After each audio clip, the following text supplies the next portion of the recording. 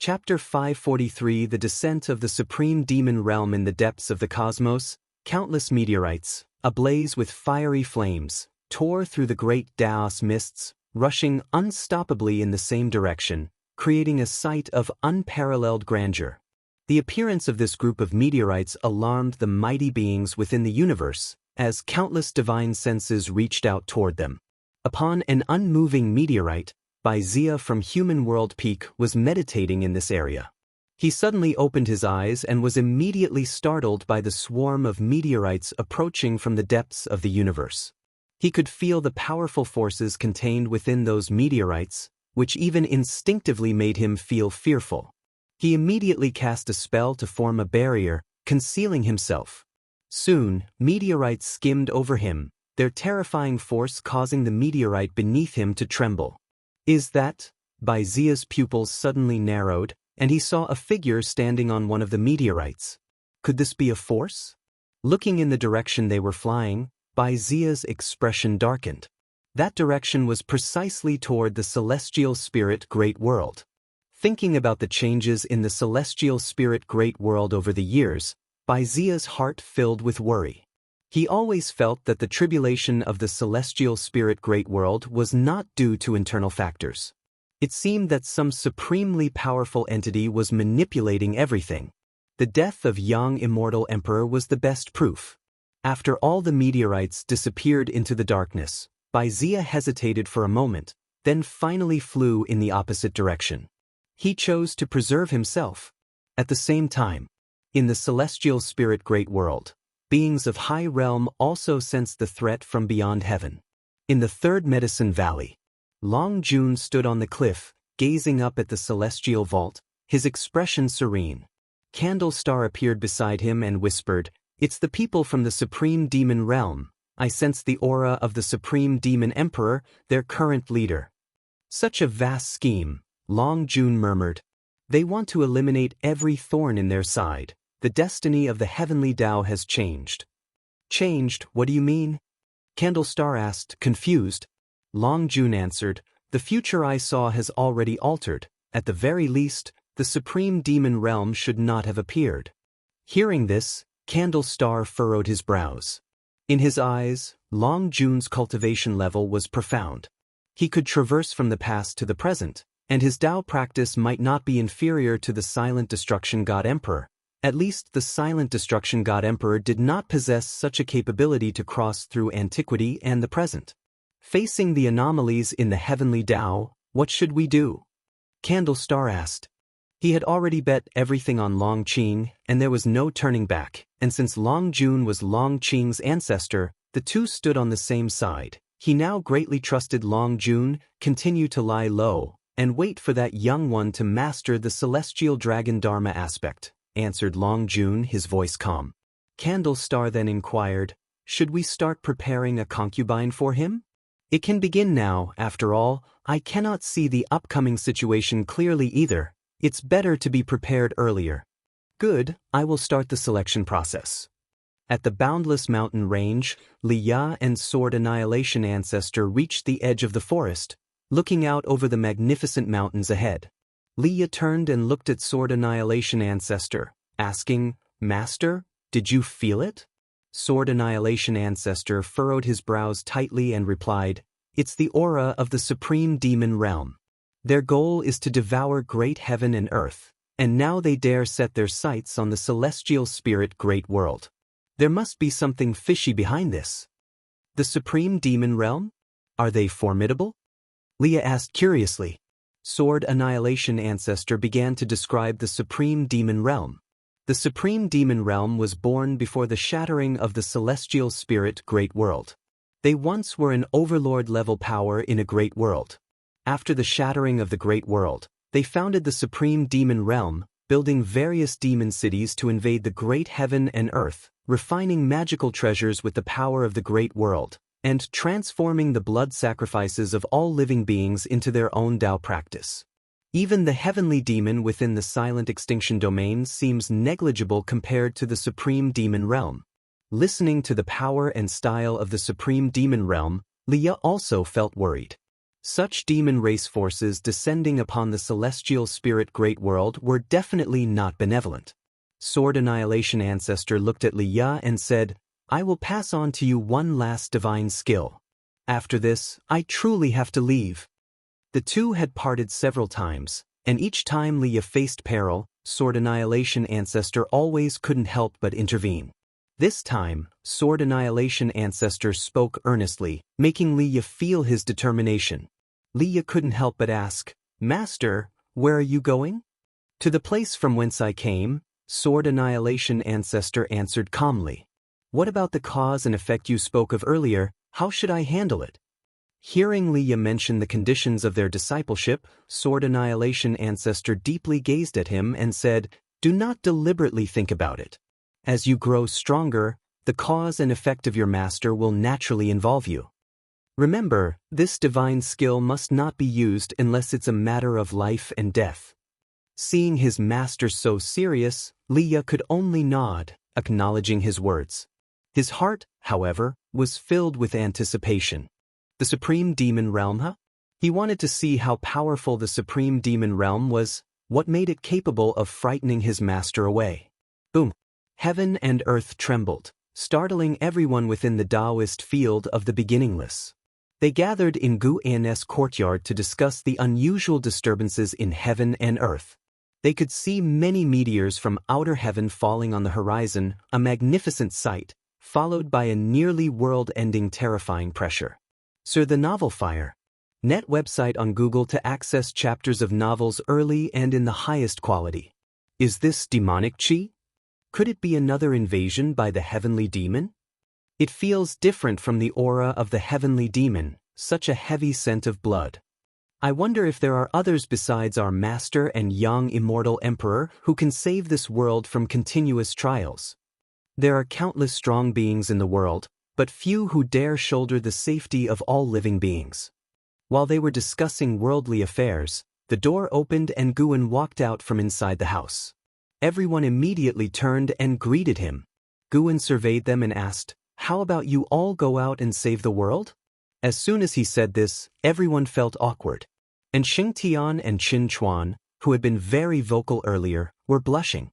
Of course, Blood Prison Great Saint, who had been the loudest, just grinned shamelessly. Shenzhen was also snickering. She hadn't joined the discussion, so she didn't feel embarrassed. "Go back to your cultivations. The calamity outside won't affect the dojo." With these words, Guan walked towards the courtyard gate. Hearing this, everyone looked at each other and breathed a sigh of relief.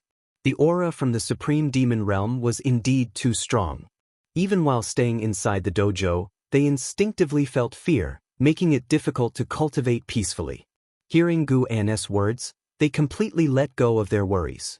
The oppression from the Supreme Demon Realm was far less than their trust in Gu, and Shenzhen quickly caught up with Gu An's steps. After leaving the courtyard, they walked into the forest along the mountain path. Gu An's courtyard was located at the mountain's peak. The flowers and grass were lush, and the trees were tall. Walking among the trees, the speckled sunlight that fell looked so serene and mystical. "If I paint the demons outside right now, will it cause trouble?" Shenzhen stepped forward, walking shoulder to shoulder with Guan, and asked softly. Guan smiled and said, "You're scared too? Just paint if you want to." Hearing this, Shenzhen's face lit up with a smile. She curiously asked, "Such terrifying demonic chi doesn't intimidate you? What kind of being is worthy of being your opponent?" A breeze blew through the forest, cooling Gu In's face. "My opponent has already appeared." Gu In's statement spiked Shenzhen's curiosity. Unfortunately, her cultivation level was too low. In the previous disasters of the human world, she hadn't seen those world-shaking demonic figures. Search the novel Fire. Net website on Google to access chapters of novels early and in the highest quality. If you find any errors, ads pop up, ads redirect, broken links, non-standard content, etc., please let us know reports so we can fix it as soon as possible. Chapter 544. Neither god nor demon. Dark clouds churned, and thunder rumbled incessantly as the vast ocean rose in angry waves, and heavy rain scattered with the wind. Amid those alarming surges, one could vaguely make out the shocking sight of corpses. Looking into the distance, one could see a fierce battle unfolding between the celestial sea. Countless cultivators besieged a demon tens of thousands of feet tall. The demon, human in form, was covered in black fur, dressed in black armor, and wore a horned iron helmet, resembling a war god from the demon realm. Wielding a terrifying greatsword, it could cleave the sea and slash the heavens with absolute, tyrannical might. Cultivators' bodies continuously fell, crashing into the gloomy sea and quickly being dispersed by the churning water. Miles away at the edge of the Nine-Spirit continent, Li Xuanyu and Tang Kai stood on a cliff, watching the battle from afar. Waves splashed against the shore, wetting their dresses, but they paid it no mind. How terrifying, this demon! Are such demons rampant all over the world? Tang Kai couldn't help but look at Li Xuanyu, exclaiming in awe. Several days ago, numerous meteors from outer heaven had descended, shaking the earth, and not long after, the human world faced a catastrophe. Only a few days had passed, and demons from outer heaven threatened Nine-Spirit continent. Li Xuanyu replied, "The demonic chi from outside is indeed heavy, no wonder an Xen wanted us to stay." Tang Kai couldn't help but ask, "Sister, you don't think Liu will get into trouble, do you? With his temperament, he's sure to dive right into the thick of it. I'm really afraid he might get seriously injured again." "Don't worry, he has his own fortune. His life is much harder than either of ours." Li Xuanyu shook her head slightly and, saying so, she turned to leave. Tang Kai took one more look at the distant battle at the edge of the sea, then followed Li Xuanya's steps. She was curious about the demon's cultivation level, but unfortunately, Li Xuanyu couldn't see through it either. Their experiences were but a microcosm of the world. Every continent and sea was plagued by demons from the supreme demon realm, with countless beings meeting tragic deaths every day. The skies of the human world darkened, signaling a tribulation sweeping across the entire great heaven and earth. The supreme demon realm came only to slaughter. In the sacred domain, within a palace, 7 figures gathered, staring at the throne of the silent destruction god emperor in silence for a long time. One of the women broke the silence. "The master hasn't come back yet. Could something have happened?" At these words, the faces of the other 6 turned grim. The silent destruction god emperor had been missing for many years. They had not been worried at first, but now with the attack of the supreme demon realm and the god emperor's absence, they couldn't help but be concerned. The supreme demon realm has always hidden in the shadows. Now that they have launched a large-scale invasion of the celestial spirit great world, I fear someone has been guiding them from behind, and that person is likely that one. A middle-aged man inhaled deeply and spoke gravely. He didn't specify who that one was, but everyone understood. The celestial spirit god. The supreme existence of this great thousand world. Once again, the hall fell into silence. Even with the lowest among them being profound yuan-free immortals, the mere thought of the celestial spirit god sent chills down their spines, quelling any thoughts of rebellion or scheming. Just then, the palace began to tremble, and the candles flickered violently, threatening to go out at any moment.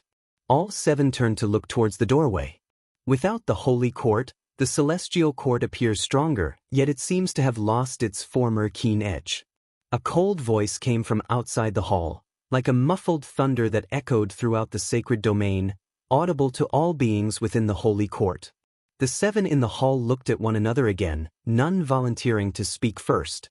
More than the safety of the holy court, they wanted to know where the silent destruction god emperor had gone. They didn't even consider the possibility of the emperor being dead. In their minds, the silent destruction god emperor was an immortal being. If a power such as the holy court could come under attack from the supreme demon realm, what about other sects? The major sects of the Taizong continent also faced tribulations. The supreme sect, having lost the protection of the supporting Dao sword venerable for over 9,000 years, was once again drawn into the defense battle. Spring gave way to autumn, and 300 years passed in the blink of an eye. The human world entered a bizarre state where demons roamed freely, and it was difficult to distinguish between human and ghost. All living beings were living in constant fear. On the Taizong continent, within the North Sea mountain ridge. Profound Mystery sat in front of the pill furnace in the courtyard, looking up at the overcast clouds, his face full of worry. He turned his head to look at the mountain god on the eaves and asked, "Mountain god, is there no one in this world who can drive out the supreme demon realm?"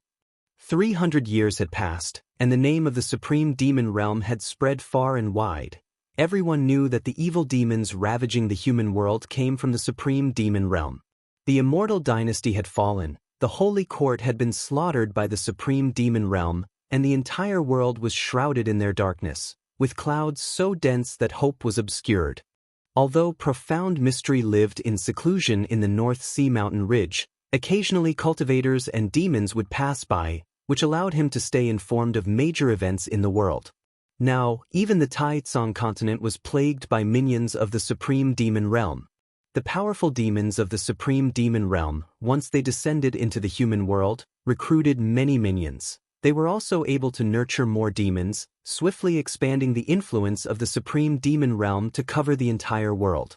"Of course there is," Guan casually replied while sitting on the eaves, whittling a bamboo stick. "Otherwise, there would be no living creatures left in the human world by now."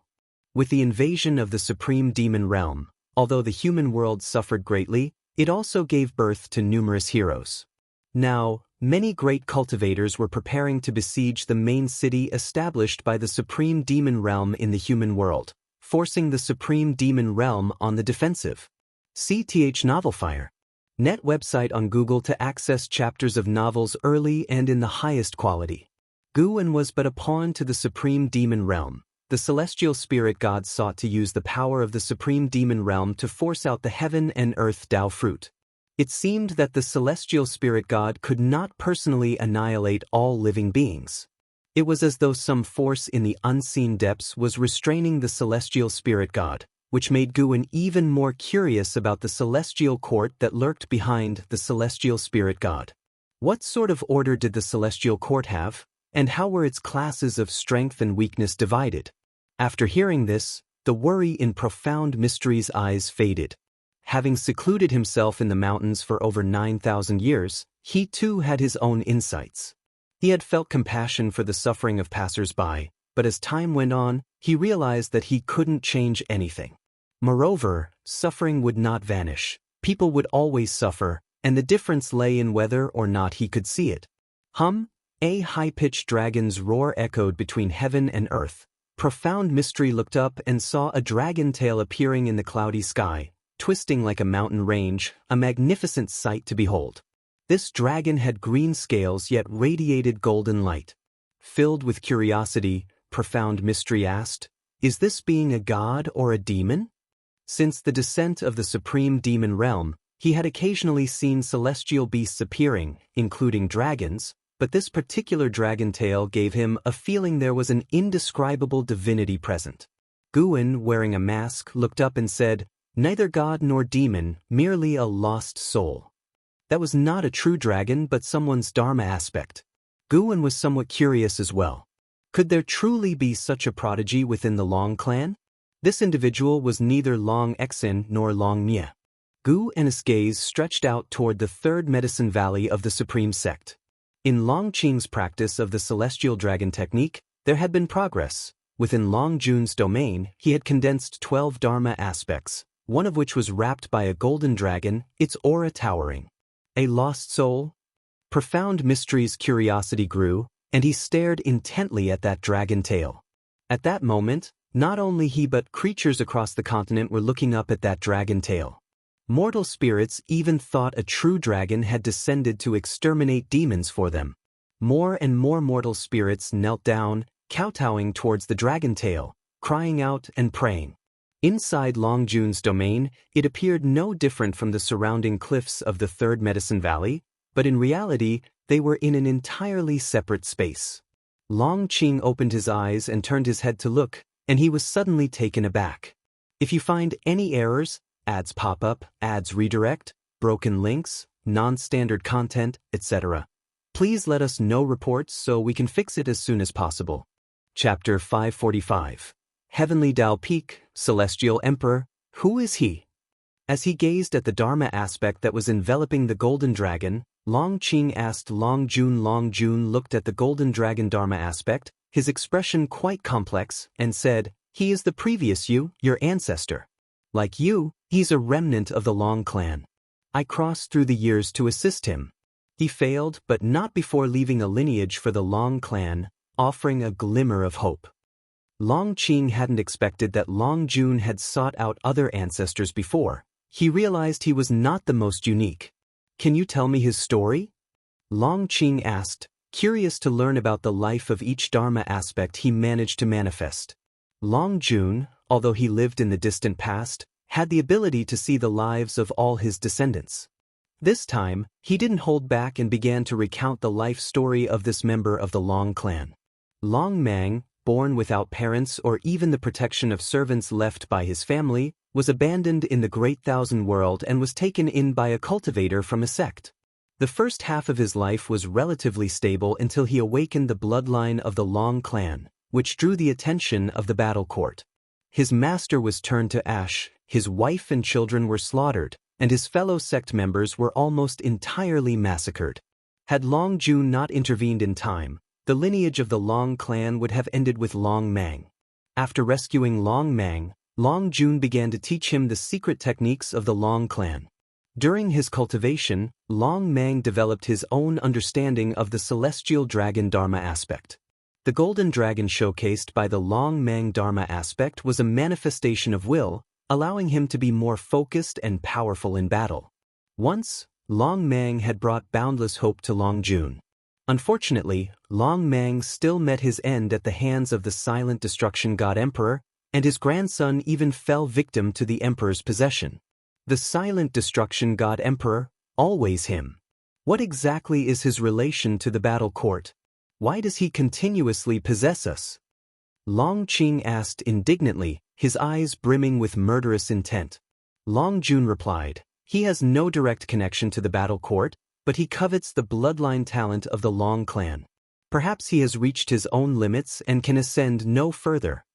Long Qing took in a deep breath, his fists clenched tightly, and said, "I hope I get the chance to kill him with my own hands in this life." Long Jun remained silent, offering no further conversation. Then, Long Qing closed his eyes and continued to cultivate the celestial dragon Dharma aspect.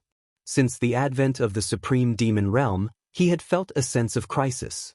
Setting aside the vast power of the supreme sect, he began to dedicate himself entirely to mastering the celestial dragon Dharma aspect. Hearing of Long Mang's deeds, Long Qing's resolve grew even stronger.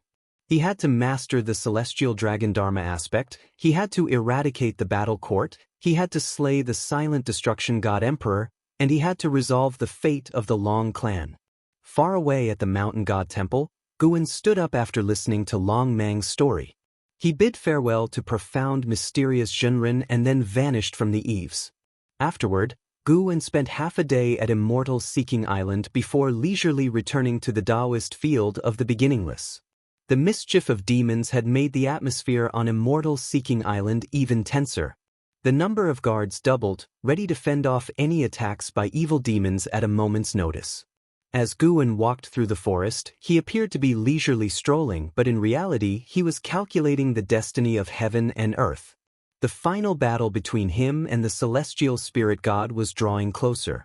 Once the supreme demon realm lures out the heaven and earth Tao fruit, an era that had lasted nearly 10,000 years would come to an end. If Guan didn't act, the celestial spirit great world would certainly be obliterated. Regardless of how many great cultivators there were in the world, or how high the talent of the prodigies, none would matter in the face of the celestial spirit god. Guan looked at his attribute panel. His lifespan had reached over 860 billion years. He was full of confidence. Compared to the celestial spirit gods, he was now more curious about the existence that had created the celestial spirit great world and where it was hiding. After the arrival of the supreme demon realm, the celestial Tao destiny of the great heaven and earth started to dissipate, gaining a void and ethereal destiny, similar to that of heaven and earth, yet with an added vitality belonging to living beings.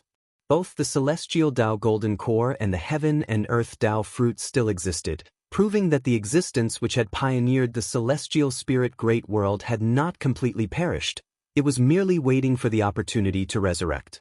Whether the celestial Tao light layer that enveloped the great heaven and earth was for protection or restraint would soon reveal its answer. Late at night, a demon cloud shrouded the sky, preventing living beings on earth from seeing a single star. Within a valley surrounded by mountains, she meditated by the lake, her gaze lost in the shimmering water surface. The immortal seeker approached her, gathered up his robe, and sat down on the ground. "Are you afraid?" the immortal seeker asked softly, looking at the lake. She replied, "Of course I'm afraid. But if faced with the annihilation of heaven and earth, the collapse of the universe, I have no choice but to draw my sword against him." The immortal seeker smiled and said, "The situation in the world is becoming increasingly chaotic. The battle court, profound abyss, supreme demon realm, river of sword Tao, too many powers are vying for advantage. The more chaotic it is, the better. He is too arrogant, believing that his abilities are sufficient to suppress everything in the great thousand world." His tone carried a hint of mockery. Hearing this, she turned to look at him and asked, "Where exactly is the heaven and earth Tao fruit hidden, and when will it appear?" She had made all the preparations she could, just waiting for the heaven and earth Tao fruit to emerge. Sir the novel at website on Google to access chapters of novels early and in the highest quality. "Its appearance depends on you," the immortal seeker said leisurely. "When this world gives birth to its own profound yuan-free immortal, the heaven and earth Tao fruit will appear. You can enter the Taoist Zhang Zizai immortal realm at any time. Plus, with the divine skills I've passed on to you, even if you only step into the role of profound yuan-free immortal briefly, the heaven and earth Tao fruit will reveal itself. Whether it is the great world or a smaller one, they all have their own carrying limits. This shattered world can only sustain one profound yuan-free immortal." After hearing this, she furrowed her brows, falling into hesitation. The immortal seeker continued, "Sheng'an, do you know who the being at the pinnacle of the heavenly Tao, who commands the immortal gods, is? Who is it?" "Such a being is known as the Celestial Emperor. To become the Celestial Emperor, one must endure 129,600 red dust reincarnation tribulations. The red dust reincarnation tribulation is different from the reincarnation tribulation you know of. No matter how many times you reincarnate, you must act as a savior to truly overcome one red dust reincarnation tribulation. To become the savior, you must wait for periods like the present."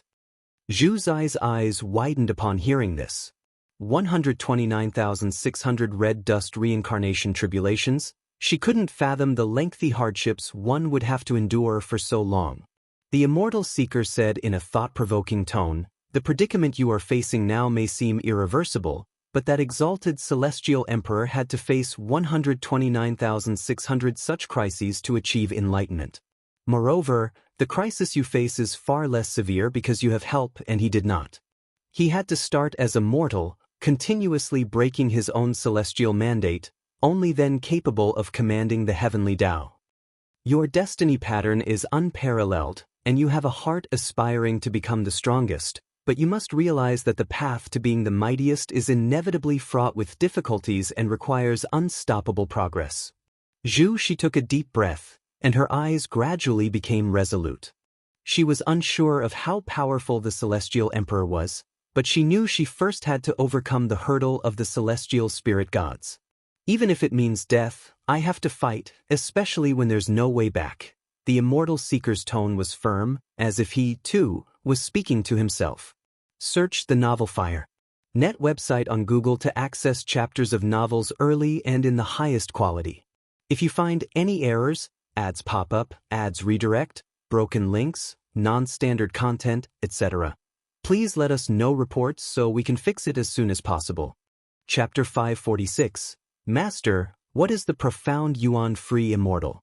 In the autumn season, the forests within the Taoist field of the beginningless gradually turned yellow and withered. Guan was instructing an Xian in her cultivation by a small river. The fairy, who appeared unfathomably profound in the eyes of Qinghuan sect disciples, was now wearing a face full of distress, unable to grasp Gu An's words. And all at once, an Xin felt ashamed. When she had been instructing the Qianquan sect disciples, encountering those with dull spiritual root qualifications, she couldn't help feeling somewhat irritated. Yet looking at her master, facing the difficult task of teaching her, he remained composed, and even kept a smile on his face. She felt that her own path was still long. Little did she know, the reason why Gu An was smiling was that Liya was taking a beating again. While others teamed up to combat the evil demons from the supreme demon realm, he alone was being pursued by a group of evil demons.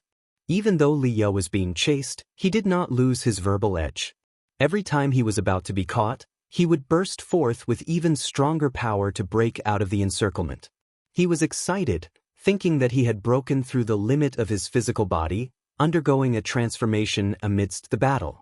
Gu An heard his heart's voice and was even more amused. "Oh, senior brother, your potential is my doing." As Gu An thought this, he turned to an Xian and said, "If you can't figure it out, then take your time. It's meaningless to think about other useless matters instead of focusing on enlightenment." Upon hearing this, an Xian nodded earnestly. She stopped her wild thoughts and began to review the previous Tao teachings with concentration. Gu An noticed her refocused mind and felt satisfied with her attitude. Besides Liya, other old acquaintances were also more or less caught in trouble. In the current times, the scramble for opportunities inevitably involved combat and killing. What Gu An was most concerned about, however, was Zhu Shi. Zhu Shi had already stepped into the realm of Taoist Xianxia Immortal, his body exuding the aura of reincarnation, clearly having regained his destiny pattern from his previous life as a saint of Xianxia. It's worth mentioning that Zhu Shi did not go to outer heaven for his breakthrough. They were hidden in an ancient secret realm, and his breakthrough had caused quite a stir, covering the entire celestial spirit great world. However, since the supreme demon realm was causing chaos, the various sects did not fully mobilize to investigate the truth. Zhu Shi, who had reached the realm of Taoist Xianxia Immortal, was preparing to impact an even higher realm. Profound Yuan Free Immortal. Gu An was curious about the Immortal Seeker. Although he was a reincarnated being, his cultivation level was not strong in this life. How was he using other forces to help Zhu Shi break through by force? This power reminded Gu An of the aura of the god of destruction. The god of destruction was also a god of the celestial court.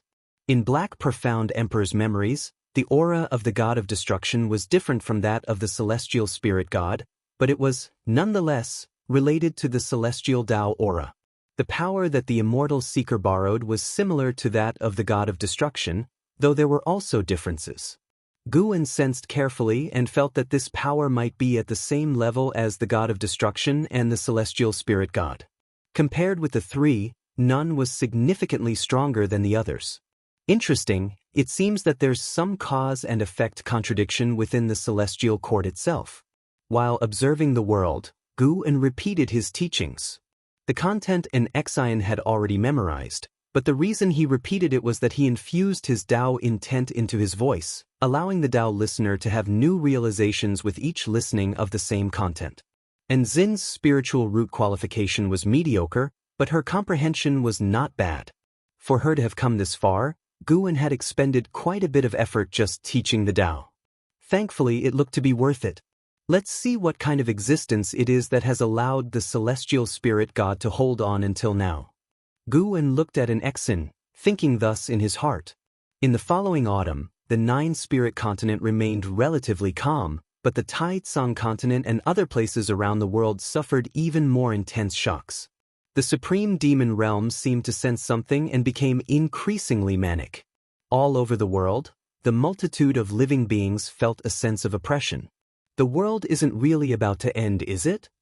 At dusk, LV Xian stood beside Gu An, looking into the distance with him. Xianxia the Novel Fire. Net * website on Google to access chapters of novels early and in the highest quality. LV Xian's face was full of worry, because he felt an oppressive aura emanating from outside the dojo, causing all things between heaven and earth to tremble. Even the spiritual energy seemed restless and uneasy. The reason he could sense the situation outside the dojo was because Gu An specifically allowed him to feel it. To be precise, he allowed everyone inside the dojo to feel it. At such a time, it is necessary to make the people in the dojo aware, so they would cherish what they have. Perhaps it truly might be the end of the world. Guwen said softly, alarming LV Xian, who looked at him in fear. LV Xian asked, "If that is so, what about us? With Gu An's abilities, he could surely escape to outer heaven, so why choose to seclude in the celestial spirit great world? This catastrophe will lead to the annihilation of all beings, followed by the shattering of heaven and earth, and even the universe will collapse."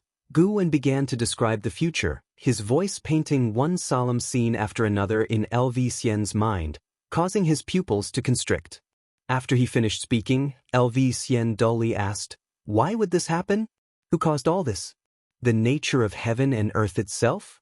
Or the heavenly Tao?" Thousands of years ago, the concept of the heavenly Tao spread throughout the land, making all living beings aware of its existence. In the obscurity, it is the heavenly Tao that controls everything. Destiny, reincarnation all lie within the heavenly Tao. Study the great Tao, follow the heavenly Tao.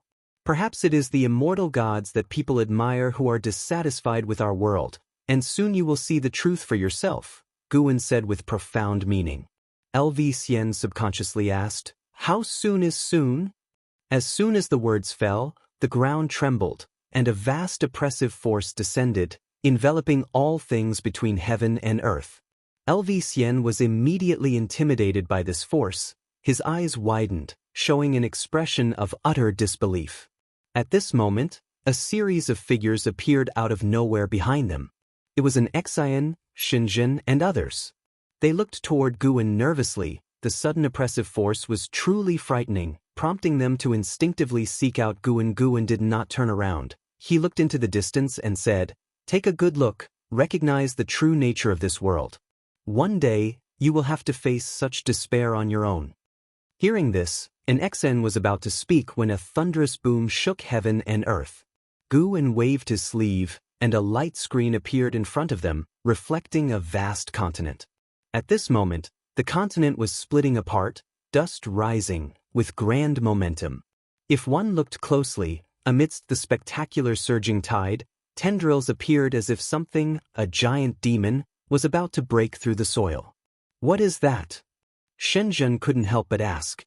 No one answered her, and Guwen did not explain, but let them continue to watch. As more and more dust arose on the continent, the view on the light screen zoomed out, showing more of the sea areas, while the continent was submerged by the surging waves. Soon, the expressions of an Xian and others began to change, some even with their mouths wide open in shock as if a mortal had seen a ghost. They saw a huge round fruit rising within the mighty surging tide, its surface covered in golden Tao patterns. It was larger than the continent, rising continuously, growing larger and larger. Chen Chuan turned his head to another direction, his eyes wide as he pointed and said in astonishment, "Look over there, quickly." Everyone turned to look, and saw a gigantic object appearing on the horizon, the same mysterious giant fruit from the light screen. That is the heaven and earth Tao fruit, the essence of heaven and earth itself. Without it, there would be no heaven and earth, nor would there be all things within heaven and earth, Guwen introduced. Without waiting for anyone to ask, he continued, "Someone has reached the level of profound Yuan free immortal, prompting the heaven and earth Tao fruit to appear." Profound Yuan free immortal? Blood Prison Great Saint asked impatiently, "Master, what is a profound Yuan free immortal? If you find any errors, ads pop up, ads redirect, broken links, non-standard content, etc., please let us know reports so we can fix it as soon as possible." Chapter 547. The Sky is Falling. After Nirvana, the stages are Loose Immortal, Wandering Immortal, Celestial and Earthly Immortals, Carefree Primordial Immortal, Divine Immortal of Wondrous Dharma, Tao Void Profound Immortal, Divine Thought True Immortal, and Free Immortal. Guwen's voice floated towards everyone, their eyes widened in awe. CTH Ire. Net website on Google to access chapters of novels early and in the highest quality. Guwen, fearing they hadn't understood clearly enough, added, Although Taoist Zhangzizai Immortal and Profound Yuan Free Immortal are still considered free immortals, the gap between each level far surpasses the 9 heavens of the immortal path. Once one reaches Taoist Zhangzizai Immortal, they will cultivate a Tao fruit, the so-called Tao fruit. At this point, he stopped and turned his head to look towards the mysterious giant fruit on the horizon. Tao fruit? Qinchuan couldn't help but ask, Master, could this heaven and earth Tao fruit possibly be a cultivator's Tao fruit? The others all looked at Guan, extremely tense, awaiting his answer. Guan replied, yes, the heaven and earth Tao fruit is indeed a cultivator's Tao fruit, and the catastrophe of heaven and earth is brought by the enemies who slew him. Everyone was shocked upon hearing this, turning to look at the heaven and earth Tao fruit that was still growing, feeling more powerless than ever. How many years of cultivation would it take to reach such heights? Yet such a being could still be killed.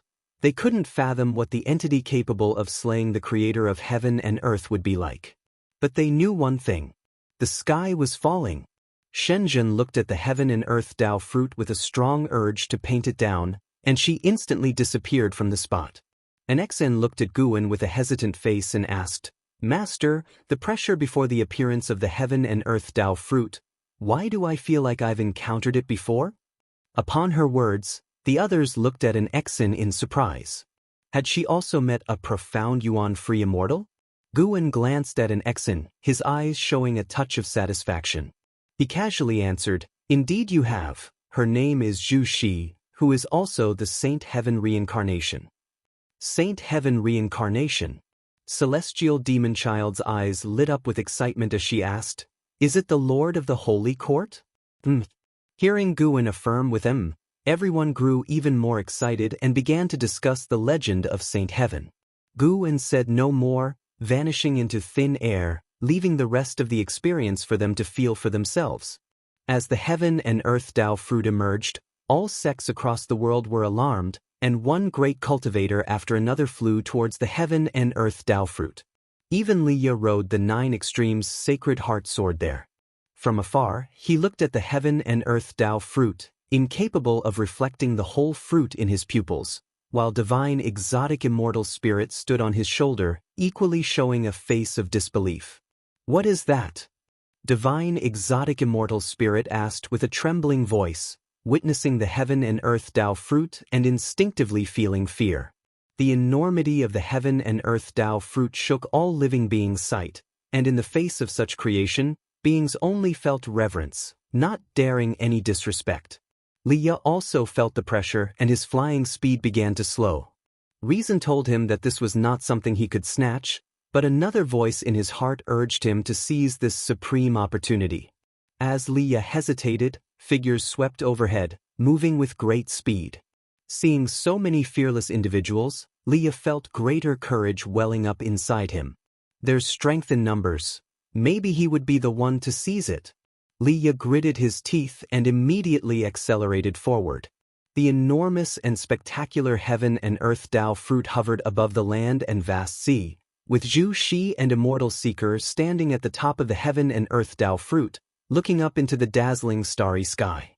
The celestial Tao light layer that enveloped the celestial spirit great world had become thin, as if it would completely disappear at any moment. Zhu Shi changed into a golden robe that clung to her body, her long hair coiled under a phoenix crown, with 2 golden dragons on her shoulders and a crimson halo floating behind her. At this moment, she exuded an air of supreme dominance, her brows revealing a chilling disdain for all living beings. Lord of the Holy Court, Xingyan. Profound Yuan free immortal. The Immortal Seeker looked up and sighed, there are just too many fools who can't see. As his voice fell, a huge black hole appeared in the starry sky above, and blood-red waves of air surged out, writhing like tentacles, horrifying and terrible. Who would have thought that the celestial spirit great world could give birth to the profound Yuan free immortal during the shattered era? An authoritative voice echoed between heaven and earth, so that all creatures could hear. Zhu Shi did not look up, but instead gazed down at the heaven and earth Tao fruit below.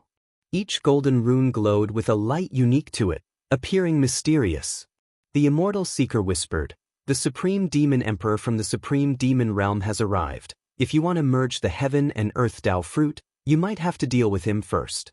As his voice fell, black holes of various sizes appeared from all directions, terrible auras spilling out from them. Their converging might made heaven and earth tremble. She did not raise her eyes. She simply uttered one word. Good. Boom boom. The palace trembled and Xianxia, sitting at the highest seat, furrowed her brows. Her gaze turned to the palace doors outside, where the sky was dark, lightning flashed, and thunder roared. Fierce winds ravaged the forests, and in the far distance, at the edge of the sky, one could vaguely see a terrifying behemoth. Heaven and earth Tao fruit. Looking at the heaven and earth Tao fruit, Xianxia felt very uneasy. She always had the feeling of facing the apocalypse, as if it was the last day of heaven and earth. At that moment, a female cultivator swiftly flew into the hall, landing before the steps, and saluted Xianxia.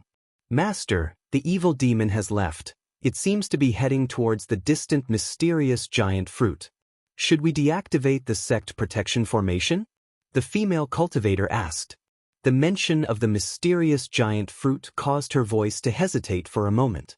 Xianxia glared at her and said, "You feel the malevolence of this heaven and earth. Do you think it should be deactivated?" The female cultivator replied helplessly, "Master, the resources consumed by this formation are truly immense, and continuing like this could easily drag us down. Over the years, you have not allowed us to go out and compete." Her voice trailed off with a hint of resentment. Xianxia responded, "You must have seen other cultivators from sects that joined the struggle.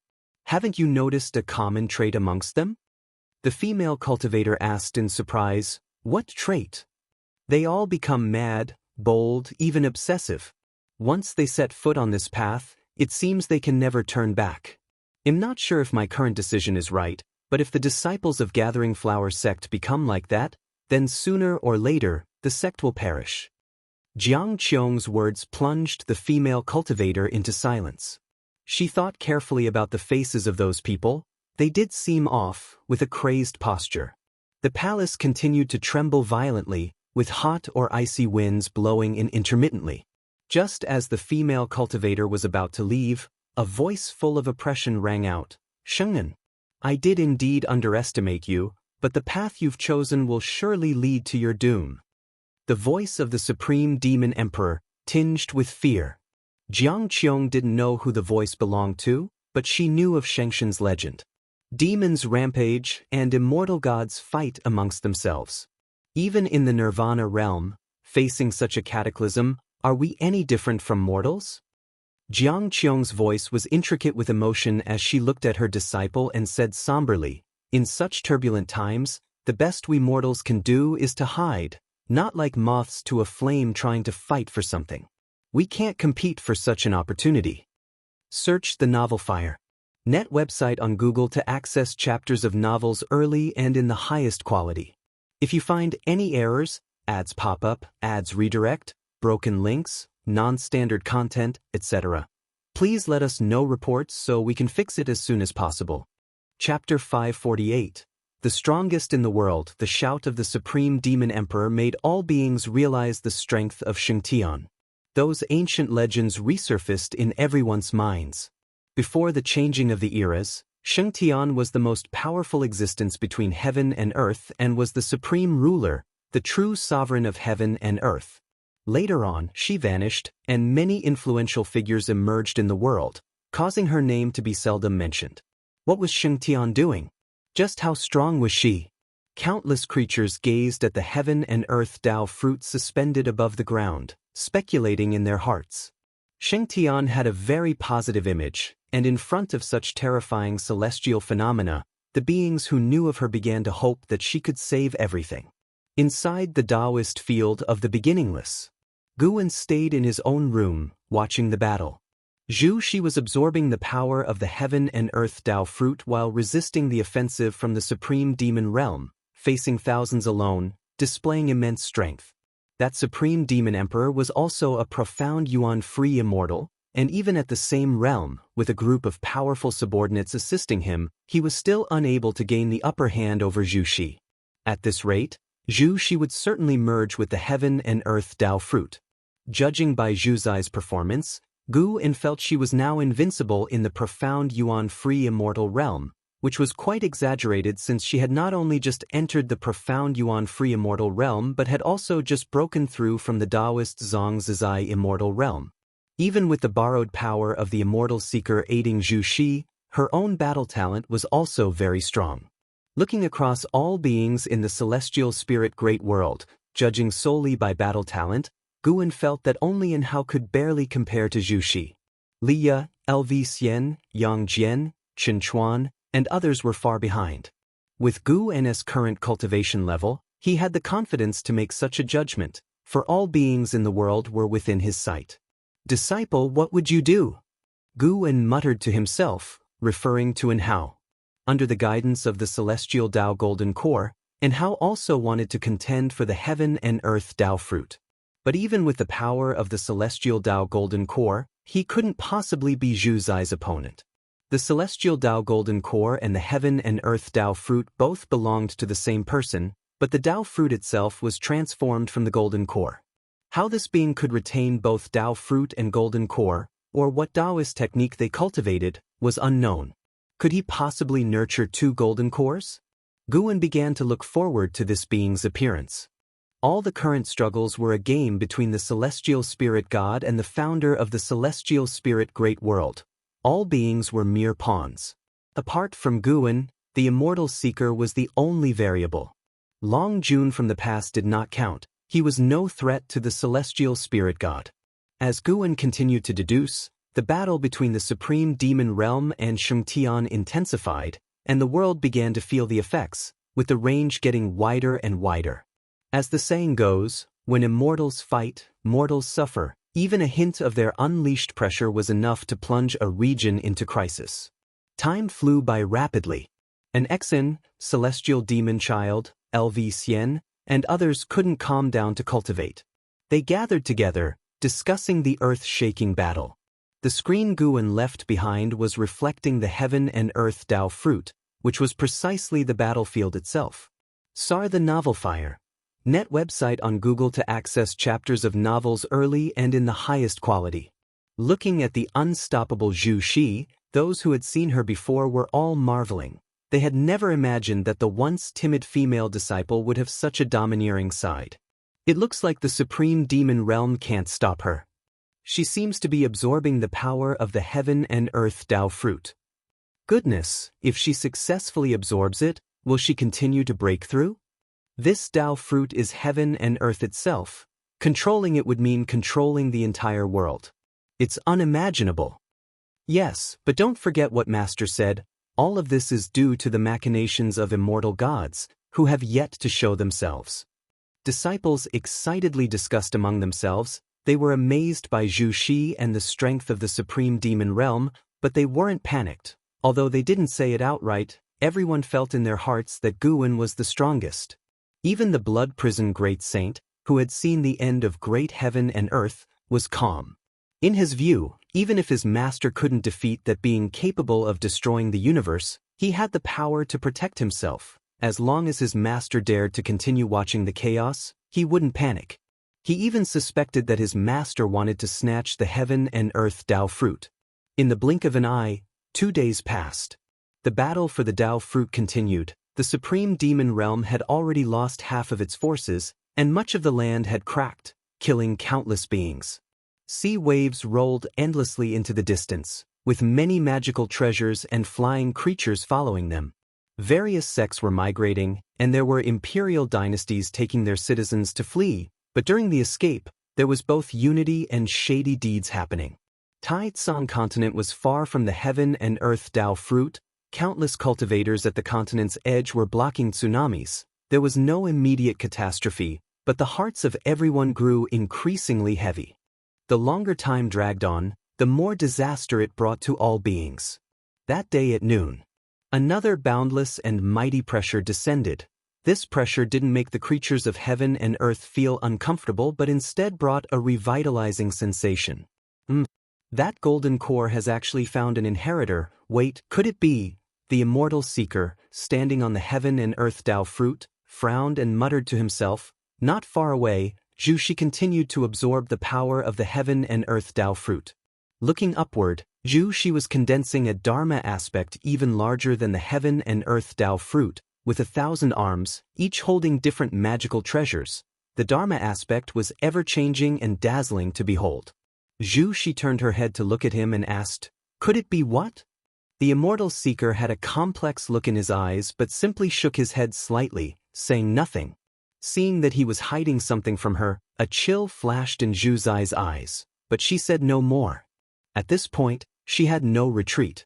In fact, not seeing the celestial spirit god up to this point, she felt something was off.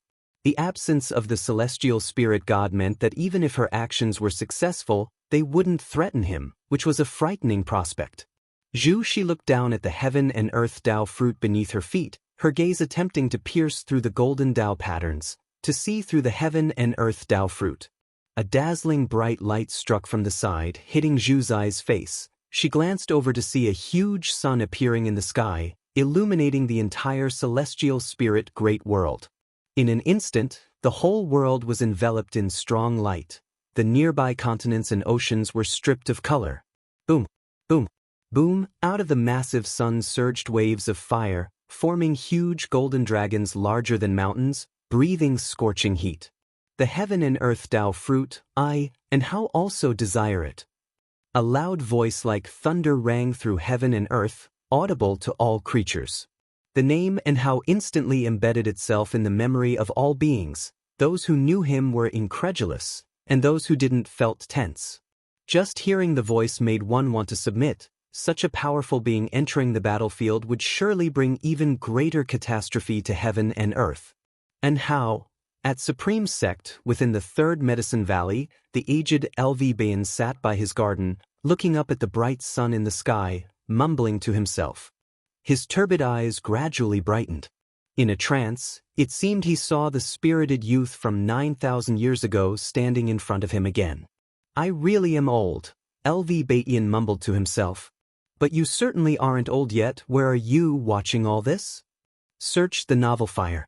Net website on Google to access chapters of novels early and in the highest quality. If you find any errors, ads pop up, ads redirect, broken links, non-standard content, etc., please let us know report so we can fix it as soon as possible. Chapter 549. Celestial Spirit Immortal Venerable, Supreme Demon Emperor Gu appeared with the Celestial Tao Golden Core, and that magnificent celestial might made the situation in the great heaven and earth even tenser. She did not respond to Gu's forceful shouting. She directly controlled the Dharma aspect to strike at Guan, releasing the profound primordial aura that made the rules of heaven and earth tremble, causing the celestial vault's thunderclouds to churn and change color, with various anomalies emerging one after another. The clash between the Celestial Tao Golden Core and the Heaven and Earth Tao Fruit affected the entire great heaven and earth. This time, there was no retreat for all beings, as the disaster was no longer centered around the Heaven and Earth Tao Fruit spreading outwards, but instead causing the great heaven and earth to crack everywhere, with no pattern to speak of. In front of these two powerful forces, any being wishing to participate in the struggle did not even have the qualification to approach. The 7 subordinates of the silent destruction god emperor were not attracted to the heaven and earth Tao fruit. Instead, they flew towards the outer heaven. After a long time, they flew to the world gate, and in front of the seated celestial spirit god, they bowed respectfully, with a reverent attitude. One of them took out a long command token, and said carefully, "Celestial God, we wish to return to our great thousand world." The celestial spirit god did not open his eyes, but the world gate behind him began to tremble, and a strong light burst forth from within, which relieved the 7 individuals, who immediately flew into the world gate. After their figures disappeared, the world gate quickly returned to calm, and the strong light inside faded away. A mass of black chi condensed out of thin air next to the celestial spirit god, gradually forming a sinister, cold face. "Celestial God, in this battle, my supreme demon realm has suffered heavy losses. Why have you not taken action yet?" The mysterious face asked, its tone perplexed. The celestial spirit god slowly opened his eyes, which were brighter than the sun and the moon and also demonstrated celestial might. Seeing him open his eyes, the aura of the mysterious face visibly weakened. I have my own certainty. What you seek is for the supreme demon realm to become an independent great heaven and earth. Even if these demons die out, it doesn't matter. The celestial spirit god's tone was categorically strong-willed, causing the mysterious face to frown. The celestial spirit god's gaze looked towards the celestial spirit great world, his eyes indifferent, yet seeming to be anticipating something. May I ask, celestial god, now that the celestial Tao destiny has dissipated, why don't you simply destroy the celestial spirit great world? Your goal couldn't possibly be that heaven and earth Tao fruit. The mysterious face continued to ask, growing uneasy as the situation progressed. He couldn't quite pinpoint the source of his unease. He understood the celestial spirit god. This celestial god disdained deception and would fulfill promises he made. But he didn't understand what the celestial spirit god was thinking. Do you know who created the celestial spirit great world? The celestial spirit god asked, his voice devoid of any emotion. The mysterious face answered, I only know of such a creator, unaware of their identity and name. He is the celestial spirit immortal venerable, surpassing the free immortal, condensing the golden immortal Tao fruit. The celestial court's immortal official recruited him, offering him the celestial Tao immortal position, life as long as heavenly Tao. The celestial spirit god explained. He refused. Thus he met such a fate, and his great thousand world is also not blessed by the heavenly Tao. The mysterious face went silent, pondering the celestial spirit god's intent. Was it a warning? Or was it touting the dominance of the celestial court? The celestial spirit god turned his head towards the mysterious face, his gaze making the mysterious face's color unnaturally change. Supreme Demon Emperor, you have undergone reincarnation tens of thousands of times, always one step shy of the golden immortal Tao fruit. The shortfall lies in your understanding of the world. Once you create a great world, you will naturally break through. But you must always remember who created everything and who set the order. When the heavenly Tao wishes you to do something, going against the heavenly Tao will mark the beginning of your endless calamity. The tone of the celestial spirit god made the one called Supreme Demon Emperor's expression fluctuate. Meanwhile, the great battle in the human world was still ongoing. Guan, who was manipulating the celestial Tao golden core, had white hair and skin that even started to show bloodstains. Even so, he was still resolutely staring at Zhu Shi. Zhu Shi glanced at him, her eyes revealing a disdainful sneer. She didn't understand what and how was fighting for, but the heaven and earth Tao fruit was a trap in itself. Countless beings went mad for it, reckless with their own lives. The immortal seeker looked at Hao with a peculiar gaze, occasionally glancing back at Zhu Shi. Suddenly, Zhu Shi spoke up, it seems we both consider ourselves the savior, but I am stronger. If I'm not mistaken, what we're facing is not just the celestial spirit god but also the existence who created the celestial spirit great world, your disciple as well. As her words ended, Zhu Zai's eyes turned cold as she looked toward the immortal seeker. The immortal seeker had sought her out under the pretext of helping his disciple seek revenge. Now that his disciple was not entirely dead, their trust was naturally crumbling. Search * the Nellfire. NT website on Google to access chapters of novels early and in the highest quality. The immortal seeker sighed, I failed to see through him. I didn't expect him to hide so deeply. However, what comes next is a good thing for you. You won't have to face the celestial spirit god alone. Zhu Shi lifted her right hand, and the thousand-handed Dharma aspect above her changed gestures, the various magical treasures blazing with dazzling light.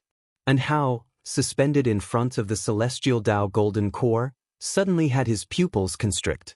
The world in front of him changed abruptly, and he found himself in a barren land with no bounds. There was no sky above, only a brilliant star's cape, and Zhu Zai's Dharma aspect loomed even larger above him, looking down.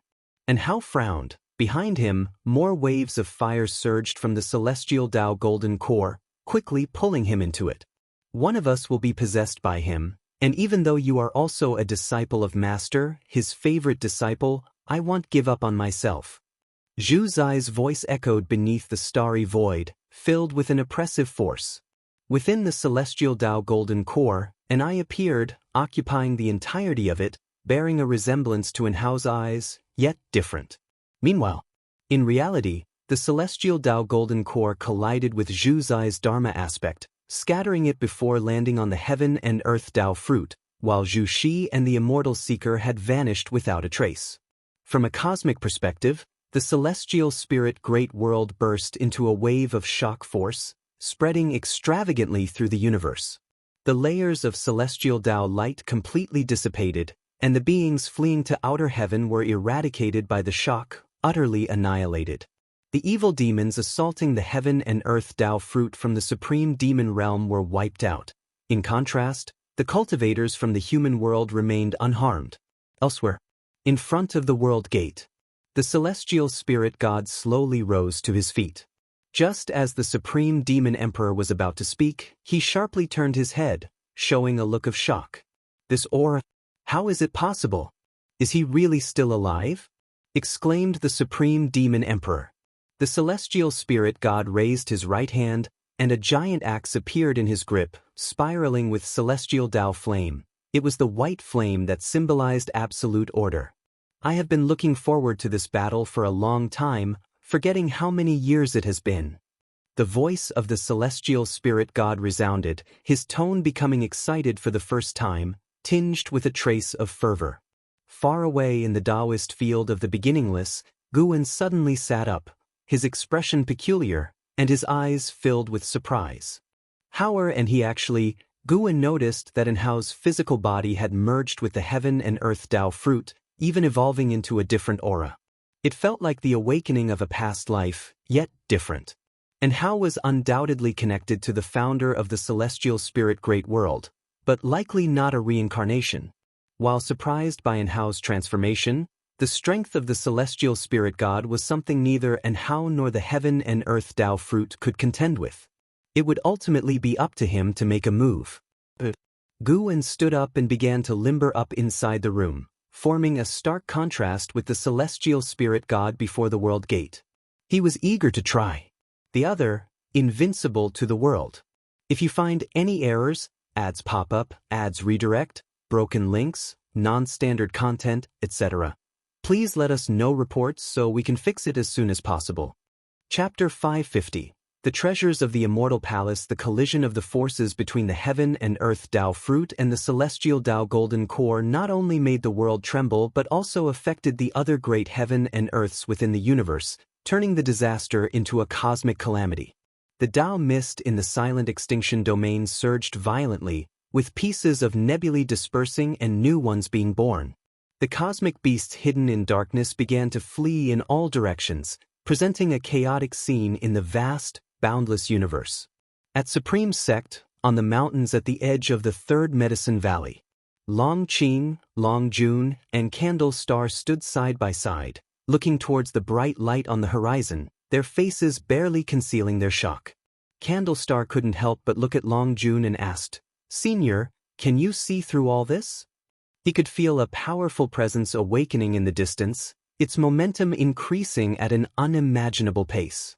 "I cannot see through it either. What is happening now is completely different from the future I foresaw," Long Jun replied, his eyes complex. Long Qing caught a glimpse of Long Jun's expression with his peripheral vision and sensed the unrest and confusion of this elder. This was the first time he had seen such an expression on his ancestor's face. He looked back towards the horizon, his emotions mixed. "Brother Enhao." "Zhu Shi." Long Qing murmured these two names in his heart. Both were fellow disciples, and although Zhu Shi was Saint Heaven reincarnated, they had this connection. How could he not be affected? Wuxia world. Sight he realized he truly wasn't the master's most favored disciple. And how in Zhu Shi had already been able to dominate the trends of heaven and earth, while he could only hide within Medicine Valley to cultivate his divine skills, which were profound and unfathomable, and how much longer it would take to master them was unknown. All living beings were enveloped by the bright light, and everything lost its color.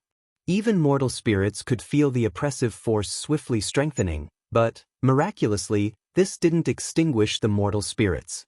From the view of the universe, at the center of the celestial spirit great world, there was a mass of strong light, and this light was rising.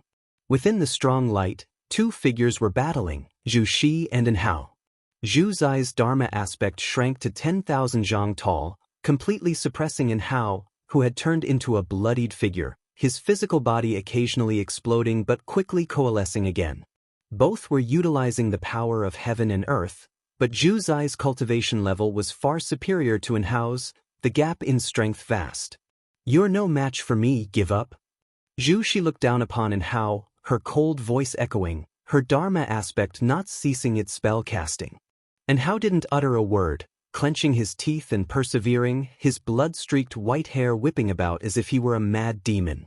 Patterns of gold slowly appeared on his chest, and soon an eye emerged. It was the mysterious giant eye from within the celestial Tao golden core. Seeing this eye, Zhu Shi frowned. At that moment, countless light stars burst forth from behind Zhu Shi, hurtling towards Hao at high speed, and her expression drastically changed. She felt her own power being siphoned away, headed towards Hao. The divine skills taught by the Immortal Seeker could prevent her from being devoured by the heaven and earth Tao fruit, but they could not stop the power of the heaven and earth Tao fruit from leaving. What's going on? Zhu Shi furrowed her brows tightly, staring intently at Hao. As the power of the heaven and earth Tao fruit surged into Hao's body, he rapidly transformed into a blood silkworm, his curled-up body faintly visible. It wasn't just the power of the heaven and earth Tao fruit but also the power of the celestial Tao golden core no longer lent to Hao, but merging inside him in an inexplicable manner. Hao was transforming into someone else. Meanwhile, Guan, exercising his muscles in secret, was startled by Hao's fate turning murky, making him hesitant about whether to make a move prematurely. But if he struck prematurely, the master of the great world would still leave behind a hidden danger.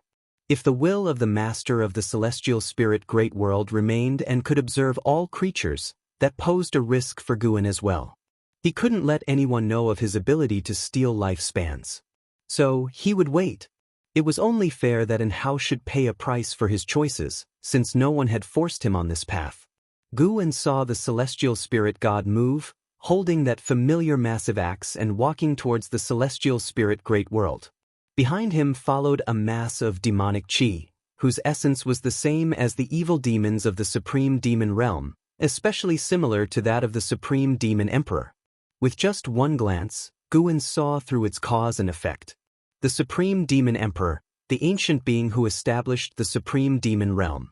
The supreme demon emperor was merely his disciple, managing the supreme demon realm on his behalf while he had always hidden in the shadows, unknown to anyone in the supreme demon realm except for the supreme demon emperor. Feeling something, the supreme demon emperor suddenly stopped. The celestial spirit god paid no mind and continued forward, his eyes only on the celestial spirit Immortal Venerable. He didn't walk fast, still waiting for the celestial spirit Immortal Venerable to revive.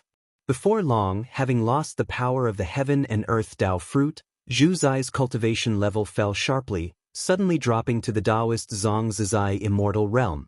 She couldn't help but spit out a mouthful of blood, her complexion instantly turning pallid. She looked ahead, and the blood silkworm transformed by Hao had grown over 100,000 zhang tall. His figure had also become enormous, still curling up. A deep breathing sound came from inside the blood silkworm, as if the oldest demon god was about to awaken. "Are you still not leaving?" The voice of the Immortal Seeker entered Zhu Zai's ears. She turned her head to see the Immortal Seeker appearing beside her. His body emitted a faint silver light, his robe fluttering slightly, full of immortal energy. Zhu Shi retorted, "Leave? Where do I go? To the World Gate?" The Immortal Seeker sighed. "I underestimated him, perhaps I was also calculated by him. I will help you leave, your talent should not be buried here." Just as Zhu Shi was about to continue mocking, the Immortal Seeker's soul emerged from his body and he turned, swinging his hand towards her. His palm was incredibly fast, so fast that even Zhu Shi in the Taoist Xianxia immortal realm couldn't react in time. Struck by the palm wind from afar, Zhu Zai's eyes widened as she fell backward, a silver-white light gate appearing behind her. She fell straight into it, and the light gate abruptly vanished.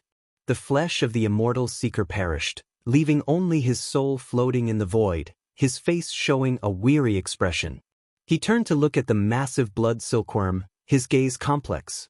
"My disciple, why must you also hide from your master? Could it really have been your fault back then?" the immortal seeker muttered to himself. "Celestial Spirit Immortal Venerable, you established the Celestial Spirit Great World, and were conferred the Celestial Tao Immortal position by the Celestial Court, yet you refused and even harmed immortal officials, sacrificing all living beings. Now, do you still want to commit crimes?" The voice of the Celestial Spirit God came from the depths of the universe and reached the ears of all beings in the universe. The name Celestial Spirit Immortal Venerable made all beings remember.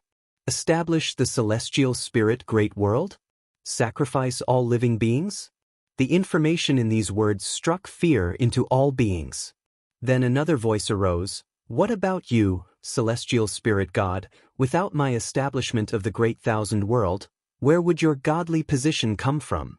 You forced me to sacrifice all living beings. You keep the Great Thousand World in its shattered state, unable to be repaired by the heavenly Tao. Your actions have already violated the celestial rules. What are you pursuing? Do you think I don't know?" Celestial Spirit Immortal Venerable. His voice was similar to Inhao's, but more imposing. Listening to their dialogue, the immortal seeker furrowed his brow tightly, seeming to think of something incredible. He looked up at the giant blood silkworm and couldn't help but say, "Back when you followed me to the immortal palace, could you really have stolen that ultimate treasure?" The giant blood silkworm did not make another sound, and the celestial spirit god did not continue the conversation. Though the dialogue had ended, the vast oppressive force of the celestial spirit god was drawing near. Inside the house, Guwen, listening to the conversation of the two, grew curious. What was the relationship between the celestial spirit god and celestial spirit immortal venerable? And what were the treasures they mentioned? Boom! Accompanied by a heaven-shattering loud noise, the universe trembled as the giant blood silkworm exploded. Blood winds raged in various directions of the universe. A towering figure appeared. It was Inhao, but more robust than before. His upper body bare, an eye growing on his chest, a black dragon wrapped around his waist, vicious black chi surged below, encircling him, his white hair wildly flying. That face, identical to Inhao's, showed no emotion.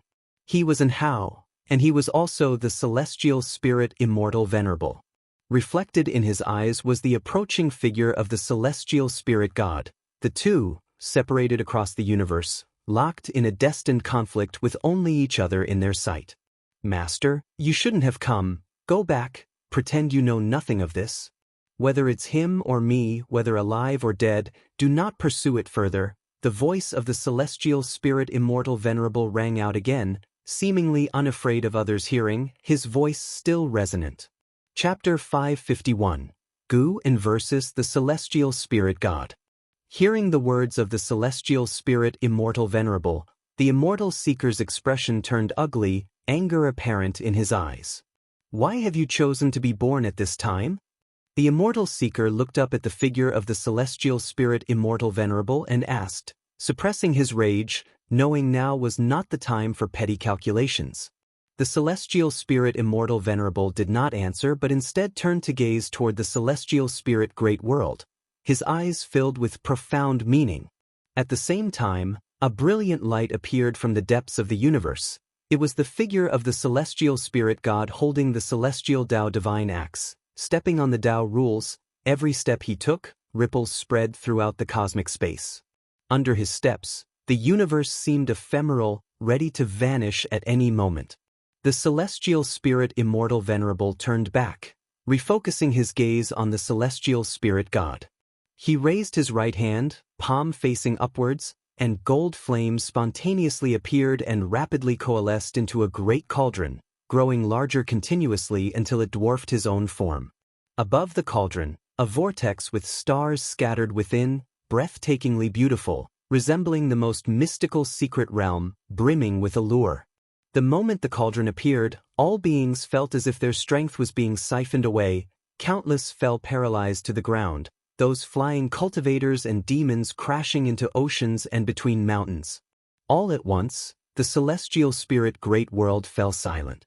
Inside the palace, Xianxia lay weak on the staircase, looking toward the outside of the grand doors, her face revealing a look of despair. Wuxia world. Sight Wuxia world. Said. She felt her mana and chi power being drawn out in an instant, even her divine sense disappearing without a trace. Her Tao practice accumulated over nearly 10,000 years. How could this be? She couldn't fathom what she was experiencing, and what kind of being was behind this. Suddenly, her peripheral vision caught another pair of feet beside her. Her pupils dilated sharply as she was about to look up. A hand grasped her forearm. Endless mana poured into her, revitalizing her strength rapidly. Feeling this mana, Xianxia didn't need to see the person to instantly let her guard down. She looked up with a smile on her face. "It really is you," Xianxia said softly, her expression somewhat infatuated. Guwen pulled her to her feet and asked with a smile, "Do you know why your mana disappeared?" Xianxia leaned on him. "Why?" "Because the mana you cultivated and you yourself are creatures of great heaven and earth. For great heaven and earth to reclaim everything from you, it's as easy as turning over one's hand," Guwen said with a helpless smile, feeling her body against his. At such a time, this guy was still making his moves. Hearing this, Xianxia frowned, straightened up and asked, "Great heaven and earth? Is great heaven and earth punishing us now? What did we do wrong?" "That's right, you did nothing wrong. But great heaven and earth is not what you think it is. It's actually a person, or rather a cultivator whose emotions cannot be swayed by those he created, like you." Gu's answer shocked Xianxia, her beautiful eyes widened, speechless. Because the words came from Guwen, she believed them. And because she believed, her perception was overthrown. She felt the world was preposterous. While Guwen was explaining the truth about great heaven and earth to Xianxia, the celestial spirit god had already arrived before the celestial spirit Immortal Venerable, no longer smaller in stature than the celestial spirit Immortal Venerable. Under the presence of the two mighty beings, the celestial spirit great world seemed nothing more than a stepping stone, no longer holding the grandeur and magnificence of great heaven and earth. The celestial spirit god, still holding the celestial Tao divine axe and emitting a strong heavenly light, dazzling to the extreme, looked at the great cauldron in the hands of the celestial spirit Immortal Venerable and spoke, "Purple Chi creation cauldron, being with you has done it a disservice. Today, I hope you will let it show its true strength." The celestial spirit Immortal Venerable fixated on the celestial spirit god. "You have grown stronger." The celestial spirit god lifted the celestial Tao divine axe, pointing at him, "After I execute you and destroy your great thousand world, I will shed the identity of the celestial spirit and ascend to an even higher rank among the immortal gods." Had you not ambushed me back then, the outcome would still be in question. As the celestial spirit Immortal Venerable's voice fell, the purple chi creation cauldron burst forth with a vast chi sea. The silvery stellar sea suddenly expanded, enveloping the entire universe. The aura of the celestial spirit Immortal Venerable surged relentlessly. He was absorbing the power of all things in the universe, including the powers of those great worlds.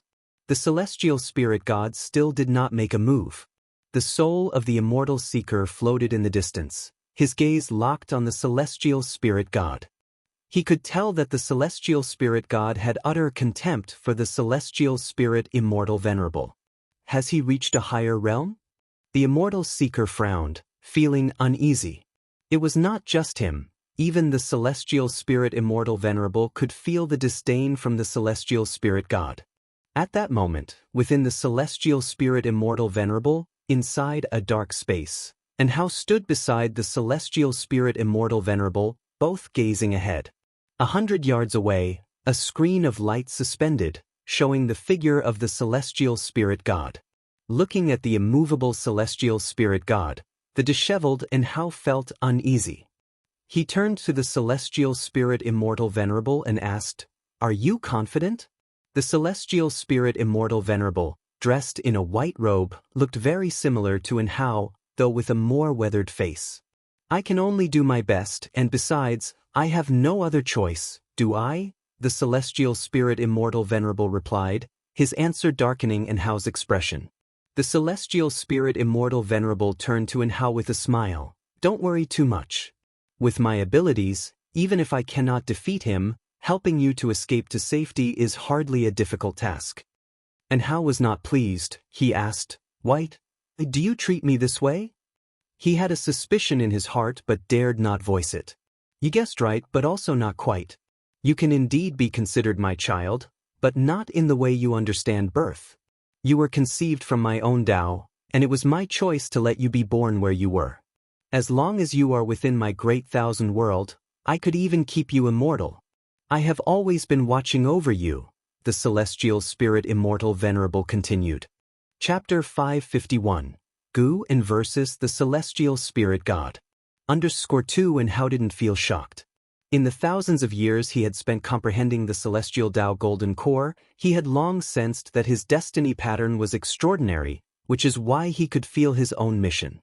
He stared at the celestial spirit Immortal Venerable and asked, "The change of era, was it your active choice, or was it the choice of the heavenly Tao?" If there were no change of era, the celestial Tao light layer weakening, how would the celestial spirit god dare to make a move? In the process of his comprehension of the heavenly Tao, he could feel the suppression of the so-called immortal gods by the heavenly Tao. "That's right, it was my active choice," replied the celestial spirit Immortal Venerable, his gaze fixed on the celestial spirit god in the light screen. And Hao immediately became anxious and asked, "Why?" "You know I need time to grow. Given time, I would surely be able to help you eradicate the celestial spirit god and aid in your resurrection." He had absolute confidence in his talent. The celestial spirit Immortal Venerable turned to look at him, his eyes complex, and said, "Child, you truly are my most perfect creation. You make me prouder than the entire great thousand world.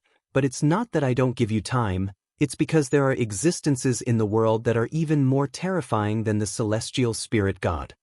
"What existences?" And Hao frowned and asked. Today, the number of powerful beings ravaging the celestial spirit great world were countless, and many names flashed through his mind. At that moment, in reality, the celestial spirit Immortal Venerable's right hand raised, and the purple chi creation cauldron took flight, spinning, the mouth of the cauldron facing the celestial spirit god. Boom! A majestic force that made the entire universe tremble erupted from the cauldron mouth, and a vast silver blue chi sea burst forth, grand and unstoppable, illuminating the celestial vault of the celestial spirit great world. Wuxia world. Sight countless creatures lying on the ground looked up to see the celestial vault disappear. They saw a silver blue giant river, within which countless stars twinkled. The eyes of all beings were filled with dots of silver blue light. They saw the figures of the celestial spirit god and the celestial spirit Immortal Venerable, resembling two founding gods, making all creatures feel their own insignificance. Even those in the immortal Tao realm felt nothing but infinite reverence in their hearts at this moment. The divine power of the purple chi creation cauldron fell onto the body of the celestial spirit god, blocked by a layer of white light.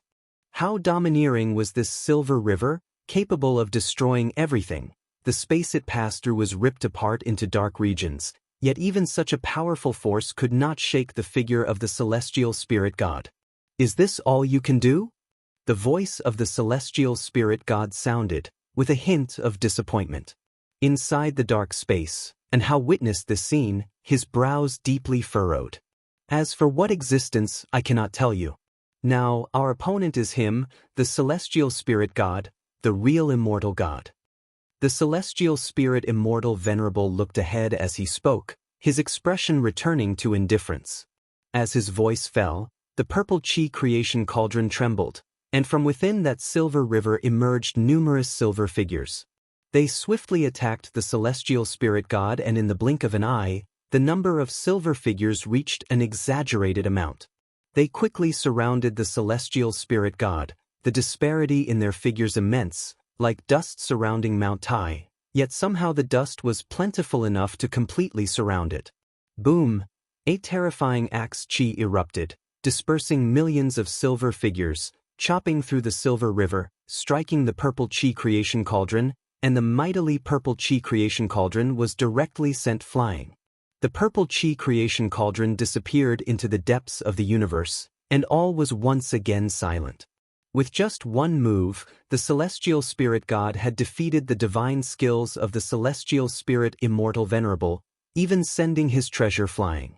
The celestial spirit god maintained the posture of swinging his axe, his right arm turning slightly, swinging his axe again.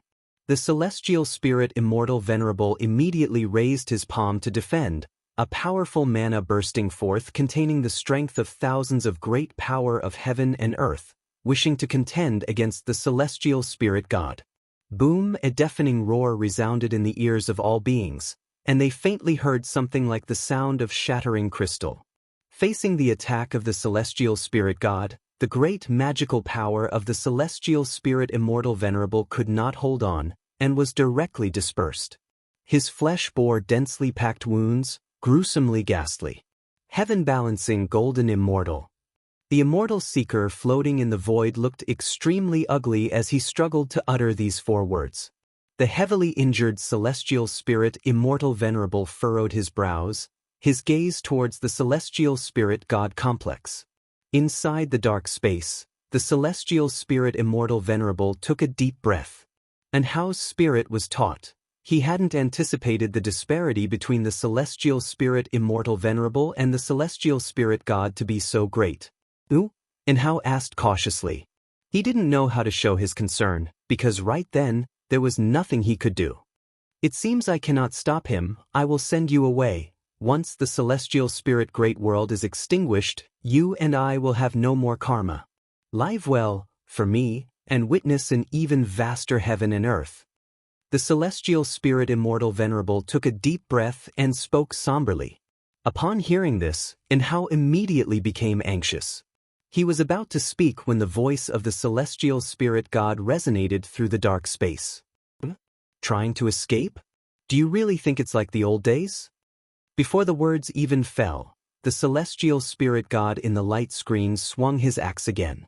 This axe struck not only the immense body of the celestial spirit Immortal Venerable but also shattered the light screen and the dark space. Intense light poured in, enveloping Hao and the celestial spirit Immortal Venerable. And Hao was horrified to find himself suppressed by an incredibly strong force, completely unable to move. He could only glance towards the celestial spirit Immortal Venerable. However, what made him even more desperate was the look of panic that appeared on the face of the celestial spirit Immortal Venerable. What realm are you exactly? The celestial spirit Immortal Venerable bit out, equally unable to move. He knew that the celestial spirit god was strong, but he hadn't expected the gap to be so huge. Faced with the celestial spirit god, he had no power to resist. In the midst of the blinding light, the celestial spirit god, just like before, stepped forward, seemingly symbolizing a divine power of destruction, unstoppable. Heaven-balancing golden immortal, mid-stage. The voice of the celestial spirit god echoed through the space that was breaking apart, causing the celestial spirit Immortal Venerable to lose his composure. Chapter 551. Gu and versus the celestial spirit god. _3 Even after creating the celestial spirit great world, the celestial spirit Immortal Venerable had barely reached the innate golden immortal realm, and the heaven-balancing golden immortal seemed infinitely distant to him, almost an extravagant wish. However, the celestial spirit god had attained it, even surpassing the early stage. In a daze, the celestial spirit Immortal Venerable thought back to when his master had taken him to the Immortal Palace and he saw the celestial spirit god. At that time, the celestial spirit god was merely his junior, who had appeared in the Immortal Palace because the master of the Immortal Palace had taken notice of his talent. Rising from the mortal world to become the heaven-encompassing free immortal, the celestial spirit Immortal Venerable didn't care about this. In his eyes, even if the talent of the celestial spirit god was extraordinary, it would never surpass his own. In the end, he died at the hands of the celestial spirit god. And now, the celestial spirit god had far surpassed him. Throughout the long years of death, the celestial spirit Immortal Venerable could sense the presence of the celestial spirit god. The celestial spirit god had never left. Which means the celestial spirit god had achieved the heaven-balancing golden immortal by meditating and attaining enlightenment on his own. Thinking of this, the celestial spirit Immortal Venerable's pride was completely shattered. He totally lost his spirit. Senior. Faint voices reached the celestial spirit Immortal Venerable's ears, but they could not awaken his fighting spirit. Father! Suddenly, the celestial spirit Immortal Venerable felt a jolt like thunder awakening him. He instinctively turned his head and saw Anhao looking at him, his face fierce. Father! Since you are my father, you cannot just surrender. Even if you die, you must die fighting. Anhao gritted his teeth and roared, struggling to speak as he was unable to move. Sir, the novel Fire. Net * website on Google to access chapters of novels early and in the highest quality. He could accept defeat, he could accept death, but he could not accept the celestial spirit Immortal Venerable losing confidence. Ever since his parents died in his childhood, he too had fantasized about them still being alive. Facing a demon beast back then, his father was just a mortal who, in order to protect him, fearlessly drew the beast away. It was his father's example that gave him the courage to fight to the death to protect an Xian from the same village. Later, he met Guwen, the most important mentor of his life, whose strength and fearlessness guided him. The fear of the celestial spirit Immortal Venerable made Anhao angry. He would not allow the celestial spirit Immortal Venerable to display such loss of composure. What fear is there in death?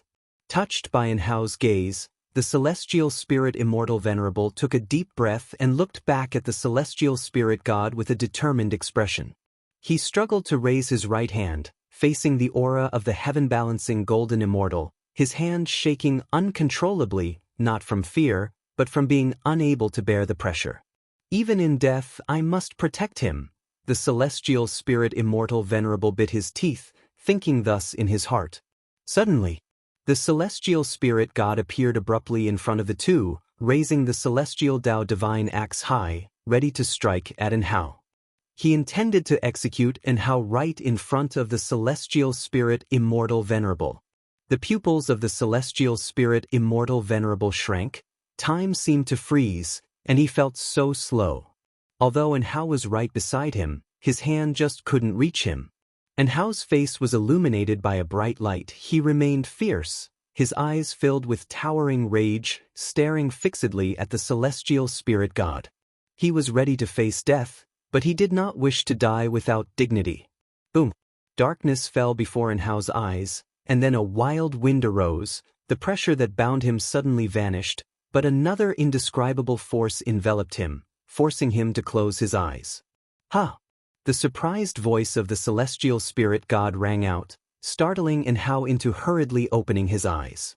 When he saw the figure before him, his eyes widened, and his body trembled. Between the celestial spirit god and Anhao, a figure appeared, blocking the celestial Dao divine axe in the hands of the celestial spirit god. The divine axe was suspended above the head of this person, unable to fall, the blade about 10 centimeters from their forehead, but it was these 10 centimeters that saved Anhao's life. The celestial spirit Immortal Venerable also felt the binds on himself disappear and turned to look at the figure that had appeared. His brows furrowed tightly, his eyes filled with fear. Master! Anhao exclaimed excitedly. That person was none other than Guwen. Guwen, dressed in black, stood in front of Anhao, his robe fluttering, the Xian Hong sword hung at his waist, his right hand still resting on the hilt, as he calmly stared down the celestial spirit god.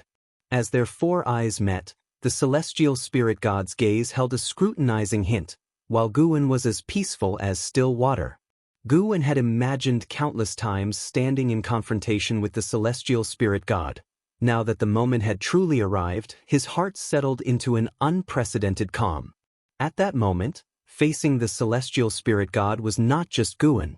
There was also the extremity, Xianxia, and the Black Profound Emperor. Search the novel Fire. Net website on Google to access chapters of novels early and in the highest quality. If you find any errors, Ads pop up, ads redirect, broken links, non-standard content, etc. Please let us know reports so we can fix it as soon as possible. Chapter 552, Celestial Idao Skill, 1 Sword Slays God. Celestial Spirit God. Middle stage of Hengtian Golden Immortal Realm 0/0/0. Gu-en looked at the lifespan detection prompt before him, feeling puzzled. The fact that information could be detected indicated that this celestial spirit god was indeed in real flesh. A situation where all values were 0 made him think of the divine exotic Ghost King. Was this so-called immortality dependent on sacrificing one's own lifespan to some power? Who are you? The celestial spirit god's voice echoed in the fragmented dark space, his posture poised with the axe raised. Gu-en stood before him, gazing calmly and said, "As an immortal god, yet you seek to annihilate all beings in the great world. I really want to know, is this your own principle of action, or the will of the celestial court?" In his past life, while he was still on Earth City, he had heard of the myths of the celestial court, with both positive and negative aspects. The status of the celestial court in mythology was undeniably recognized by the Wuxia people. This life, whenever he heard of the celestial court, his feelings were complex, joyful yet anxious. He was joyful that the name of the celestial court could reach the earth where he came from. Was there hope for him to return? Anxious because, if the celestial court truly existed, would his writings of Journey to the West and The Investiture of the Gods alarm the celestial court? These emotions had been smoothed out as time passed. The celestial spirit god looked at Gu-en and asked, "Is it important?" "Very important." The answer made the celestial spirit god fall silent for a moment. The celestial spirit god solemnly said, "The heavenly Tao has its celestial rules. Celestial gods have their own choices." This response slightly changed Gu-en's view of him. By this point, that the celestial spirit god could maintain the image of the celestial court was enough to prove his loyalty to it, and it also indicated that his attitude towards the celestial spirit great world stemmed from personal feelings. A force more powerful than the celestial spirit god erupted, repelling him, and the collapsing dark space shattered as well, transporting them back into the cosmos. Tao protecting divine essence. The powerful divine power dispersed the celestial Tao divine light surrounding the celestial spirit god, revealing his true form. He was dressed in heavy silver armor, his helmet adorned with a silver dragon, his breastplate resembled a qilin, shoulder pads with phoenixes spreading their wings, and a red belt emanating pieces of world power. In his hand, the celestial Tao divine axe contained vast heavenly power, blazing and imposing. An astonished expression appeared on the stern face of the celestial spirit god. Just one move, and he felt that the other's cultivation level was not weaker than his own. With such Tao practice, why intervene in the calamity of the great world? The celestial spirit god stared intently at Gu-en and asked in a deep voice. He could feel boundless way of cause and effect enveloping the cosmos, and there was no escape for him. Even the connection to the heavenly Tao was severed. The opponent was exceedingly adept in the way of cause and effect. Gu-en raised his right hand, the celestial star sword appeared in his grasp, and the blade wrapped itself in dazzling sword light, intensely bright. And Hao looked at Gu-en holding the sword, his emotions surging, feeling as if his blood was boiling, his face turning bright red. The celestial spirit immortal venerable looked at Gu-en with a complex look, especially noticing in Hao's expression, and felt even more mixed emotions. At this moment, the beings within the celestial spirit great world could not see the confrontation outside. They could only see the cosmic starry sky, and the whole world silenced because of it. The beings were very nervous, unclear about what was to come. On a dilapidated island, Liya lay on the cliff, struggling to look up. The divine exotic immortal spirit appeared on his shoulder, excitedly looking towards the universe. Liya could feel its excitement and immediately guessed the reason. His expression turned complex, but it was as though a burden had been lifted from his heart. "Indeed, it still depends on you. You are the true protector of this world, unparalleled." Liya gazed at the cosmic starry sky, thinking thus, his eyes gradually filled with admiration. Just as this thought occurred, a sword light burst through the cosmic starry sky, illuminating the heavens and earth, making Liya instinctively close his eyes. In the cosmic void, the celestial spirit god froze in place, the darkness behind him cleaved in two by a streak of sword light, still gripping the celestial Tao divine axe, trembling all over. He fixated on Guwen ahead, while Guwen maintained the sword-swinging posture. The body of the celestial spirit god developed cracks, divine blood seeping out, his condition greatly resembling an Hao's. So fast, the celestial spirit Immortal Venerable stared at Guwen, his expression grave. He hadn't seen clearly how Guwen had swung his sword, and Hao's sense of it wasn't as profound, but he could tell that his master had suppressed the celestial spirit god's momentum, which excited him. The celestial spirit god's gaze sharpened, suddenly leaping up, nearly instantly, he burst forth with an even stronger aura, a vast sea of light appearing above him in the universe, and the celestial spirit god plunged into it, vanishing from sight. Soon after, within the light sea, a massive eye appeared.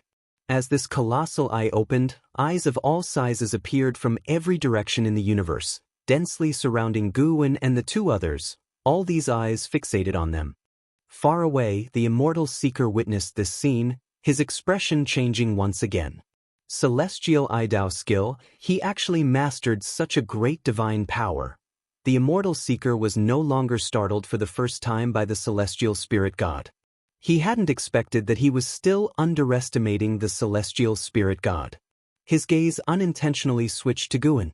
For some reason, he could not see Guwen's true face, indicating that the other party was using some powerful method to isolate his senses. However, looking at Guwen's figure, it felt familiar, as if he had met him before. But no matter how much he thought, he just couldn't remember. He didn't think he had a poor memory. Rather, the other had employed the power of cause and effect. The celestial spirit god had astonished him, and this suddenly appearing mysterious existence also filled him with curiosity and awe. All these years, in the Great Thousand World, you are the first one to force me to exert my full strength. Those who defy the heavenly Tao should be reduced to ashes and smoke. The voice of the celestial spirit god echoed, authoritative and domineering. In an instant, countless celestial eyes burst open in the starry sky, their pupils emanating multicolored lights. Almost instantly, Guwen's mana enveloped celestial spirit Immortal Venerable, and Hao and the celestial spirit Great World below. The universe began to twist violently, distant meteors ignited into towering flames, while others were frozen solid. The celestial Idao skill can invoke the power of the heavenly Tao, allowing the 3,000 great Tao to aid him. This skill could destroy the Great Thousand World. The face of the celestial spirit Immortal Venerable was solemn as he spoke. And Hao saw streams of nebulous starry seas appear in the distance, ravaging the cosmic void. Everything before him seemed chaotic and even made him feel dizzy. An invisible force was invading him, an eerie sensation he had never experienced before. The celestial spirit Immortal Venerable looked at Guwen and said, "Once the celestial Idao skill is employed, you are essentially making enemies with the 3,000 great Tao. You cannot." He hadn't finished speaking when Guwen suddenly swung his sword, and a silver-blue sword shadow appeared out of nowhere, sweeping across the dazzling, illusionary universe. In front of this sword shadow, meteors, heaven and earth, star clouds, and sun and moon all seemed insignificant. With one slash, thousands of celestial eyes were completely extinguished. Above, the sea of celestial light was also slashed away, revealing the figure of the celestial spirit god, his silver armor shattered, exposing his bloody and mangled body, his helmet thrown aside, his black hair splayed out. The celestial spirit god's eyes widened, incredulously looking at Guwen. Guwen suddenly appeared before him, his left hand quickly grasping the celestial spirit god's long hair, then raising his sword to slash. The sword light shone across the universe, illuminating thousands of great worlds and countless little worlds. Celestial spirit Immortal Venerable, and Hao, Immortal Seeker, and the observing great power cultivators from afar all blinked their eyes, and when they opened them again, the omnipresent celestial Tao pressure enveloping the universe began to dissipate. They all looked in the same direction and saw a blurred figure floating in the void, one hand wielding a sword, the other holding the decapitated head of the celestial spirit god. Behind that figure still lingered the magnificent blue sword shadow, scattered deep into the universe. The divine blood of the celestial spirit god spilled down, scorching the space, causing meteors to be penetrated by the droplets, much of the divine blood falling into the celestial spirit great world, vanishing from the mortal world. The celestial spirit immortal venerable watched, dumbfounded. And Hao, too, was shocked. He knew his master was strong, but the celestial spirit god had already demonstrated an invincible demeanor, and such a powerful being had no chance against his master, even more hopeless than the celestial spirit immortal venerable facing the celestial spirit god. At that moment, the decapitated head of the celestial spirit god that Guan held in his hand still had its eyes open, gazing up at Guan, filled with fear. "It's impossible. Who are you really?" The celestial spirit god asked in a trembling voice, unable to accept that his celestial I-Dao skill had been annihilated by a single sword strike. Even an image came to his mind. The Ovalfire. Net website on Google to access chapters of novels early and in the highest quality. That person, whose sword Dao talent had left a deep impression, if allowed to grow, could he reach the level of the man before him? Guan looked down at him expressionlessly, his right hand performing the universe in hand divine power, drawing the head into his palm, disappearing from sight. After doing all this, Guan turned around, looking at the universe. His eternal infinite divine sword had broken the celestial I-Dao skill, yet the universe was still collapsing. This scene seemed to be moving towards the future he had predicted before. Although he was powerful, he could not manipulate the Dao rules of the Great Thousand World. Because this Great Thousand World did not belong to him. Guan could feel that the reason for the universe's collapse was not just the celestial I-Dao skill, but other factors as well. His gaze looked far towards the celestial spirit immortal venerable. The celestial spirit immortal venerable was also looking back at him, his face calm like a deep lake. And Hao also snapped out of his excitement, realizing the universe was collapsing, the atmosphere everywhere dense with danger and tension. Could it be?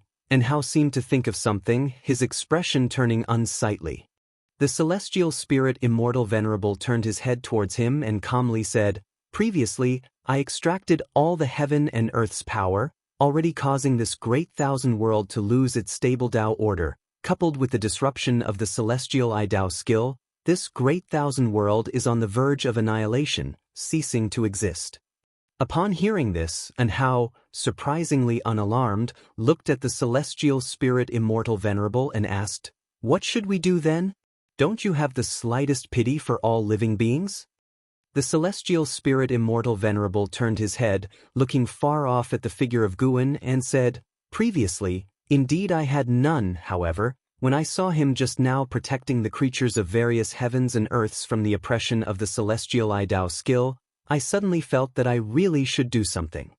It's also a good opportunity for me to repay him for his care and instruction towards you."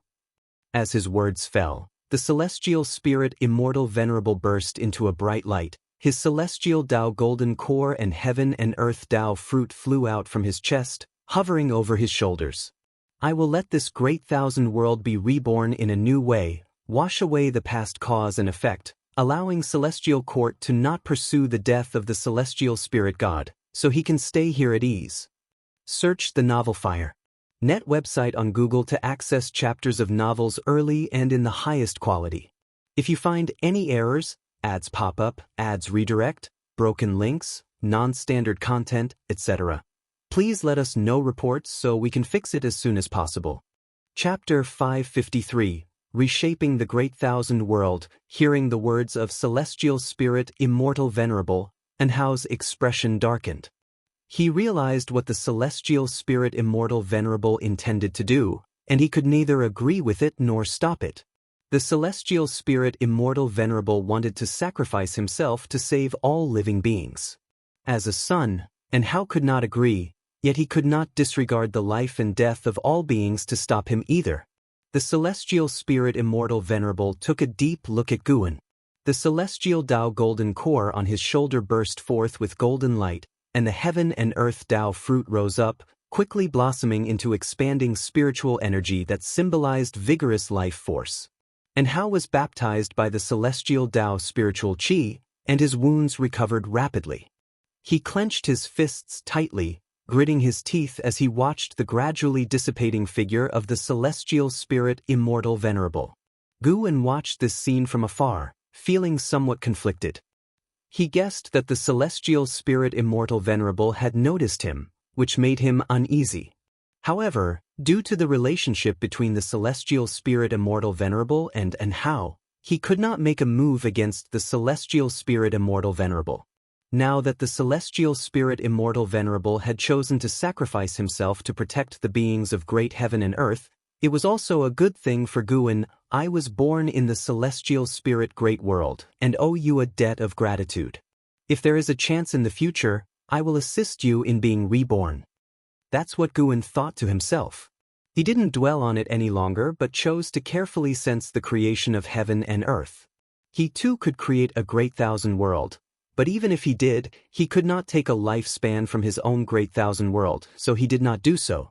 Taking a lifespan from within his own great thousand world would be like devouring his own mana, which would not increase his mana. However, even without doing so, he could comprehend the creation of the celestial spirit Immortal Venerable, thereby enhancing his understanding of the Tao. This was a rare opportunity, an opportunity brought by the self-sacrifice of an innate golden immortal. As the spiritual energy of nature spread, the twisted space of the universe gradually calmed down.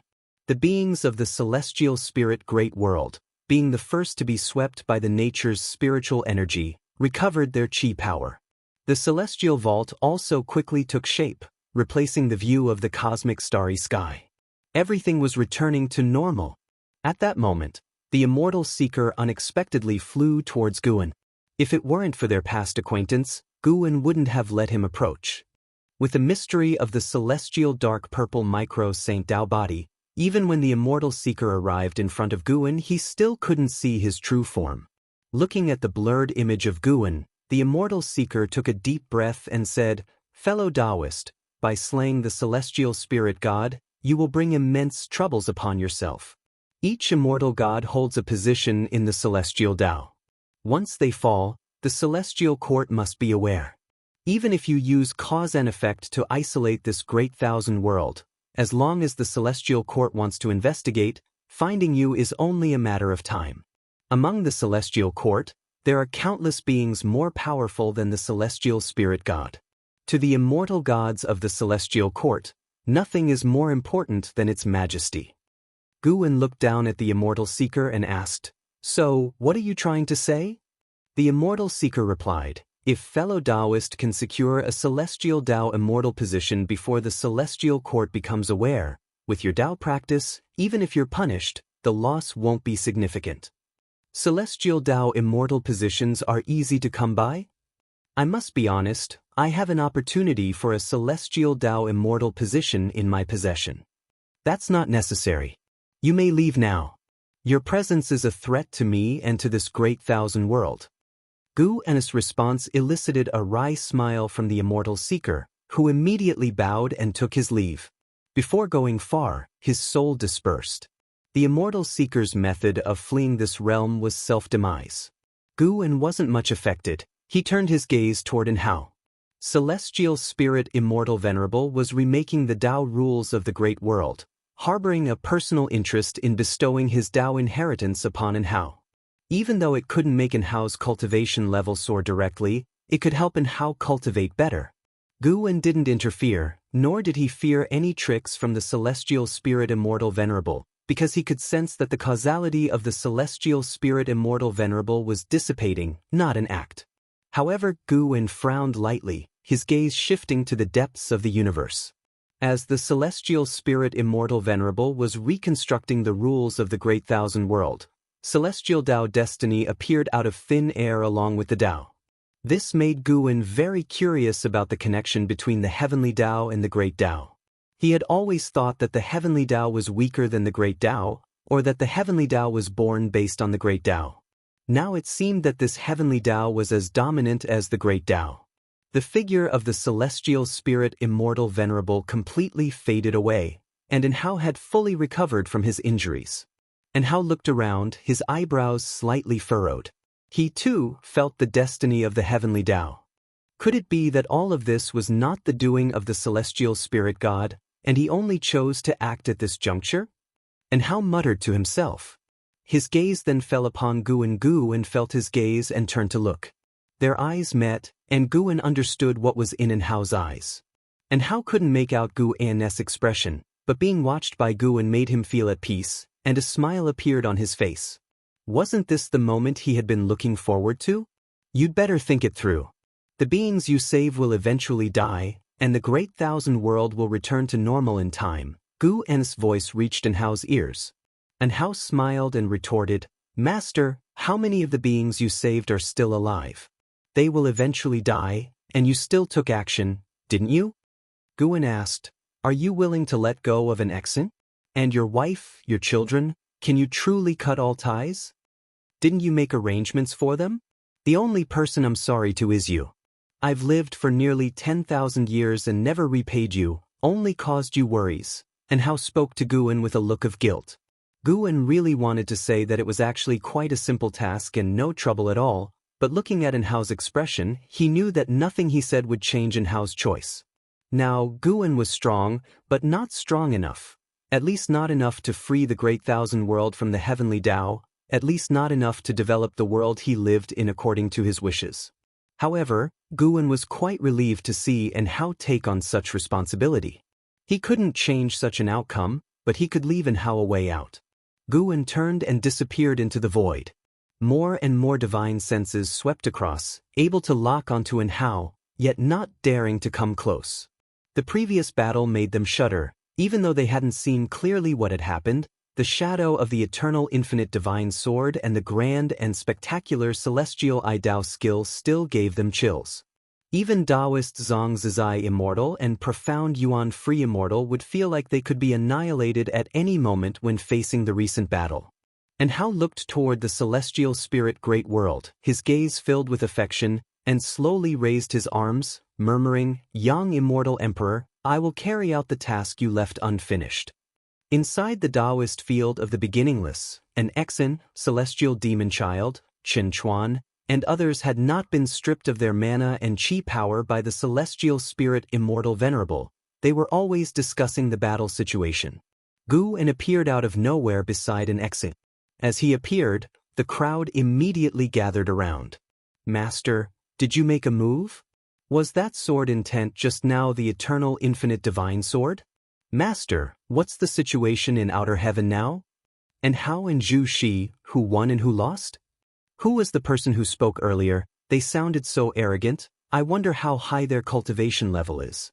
Everyone kept asking, curious and excited. With the protection of the Taoist field of the beginningless, they hadn't truly felt the oppression from the outside world. Guan looked toward the celestial vault. From now on, you will never see those two again. As soon as these words were spoken, everyone was stunned, their excitement immediately extinguished, and they subconsciously looked at an Exen.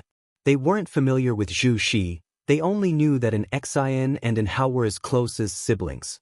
An Exen too was stunned. She didn't have a breakdown of emotions, but looked at Guan and asked, Master, have you seen him already? Yes. Then let it be.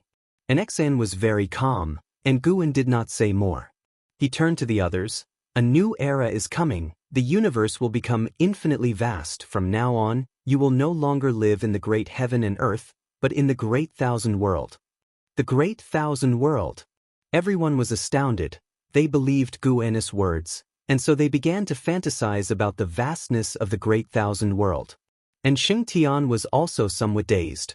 Although he had cut off the cause and effect with Hao, he had always hoped to meet Hao. Would he really never be able to meet him from now on? S.E.A. The Novel Fire. N.E*T website on Google to access chapters of novels early and in the highest quality. Look! Celestial Cyan suddenly pointed at the sky, exclaiming loudly. Everyone turned their heads to look and saw a sun appearing in the sky that was growing rapidly larger. Celestial Demon Child was about to ask Guan when suddenly, An unimaginable shockwave descended from the sky, leaving everyone in a bewildered state. The scene seemed to freeze, everyone was fixed in place, only Guwen could still move. Guwen looked up and could see Inhao's figure, which was fading away. And Hao had chosen the same path as his father, the celestial spirit Immortal Venerable. The celestial spirit Immortal Venerable had chosen to sacrifice himself to reshape the Tao rules of the Great Thousand World, and Inhao had chosen to sacrifice himself to reassemble the shattered Great Thousand World.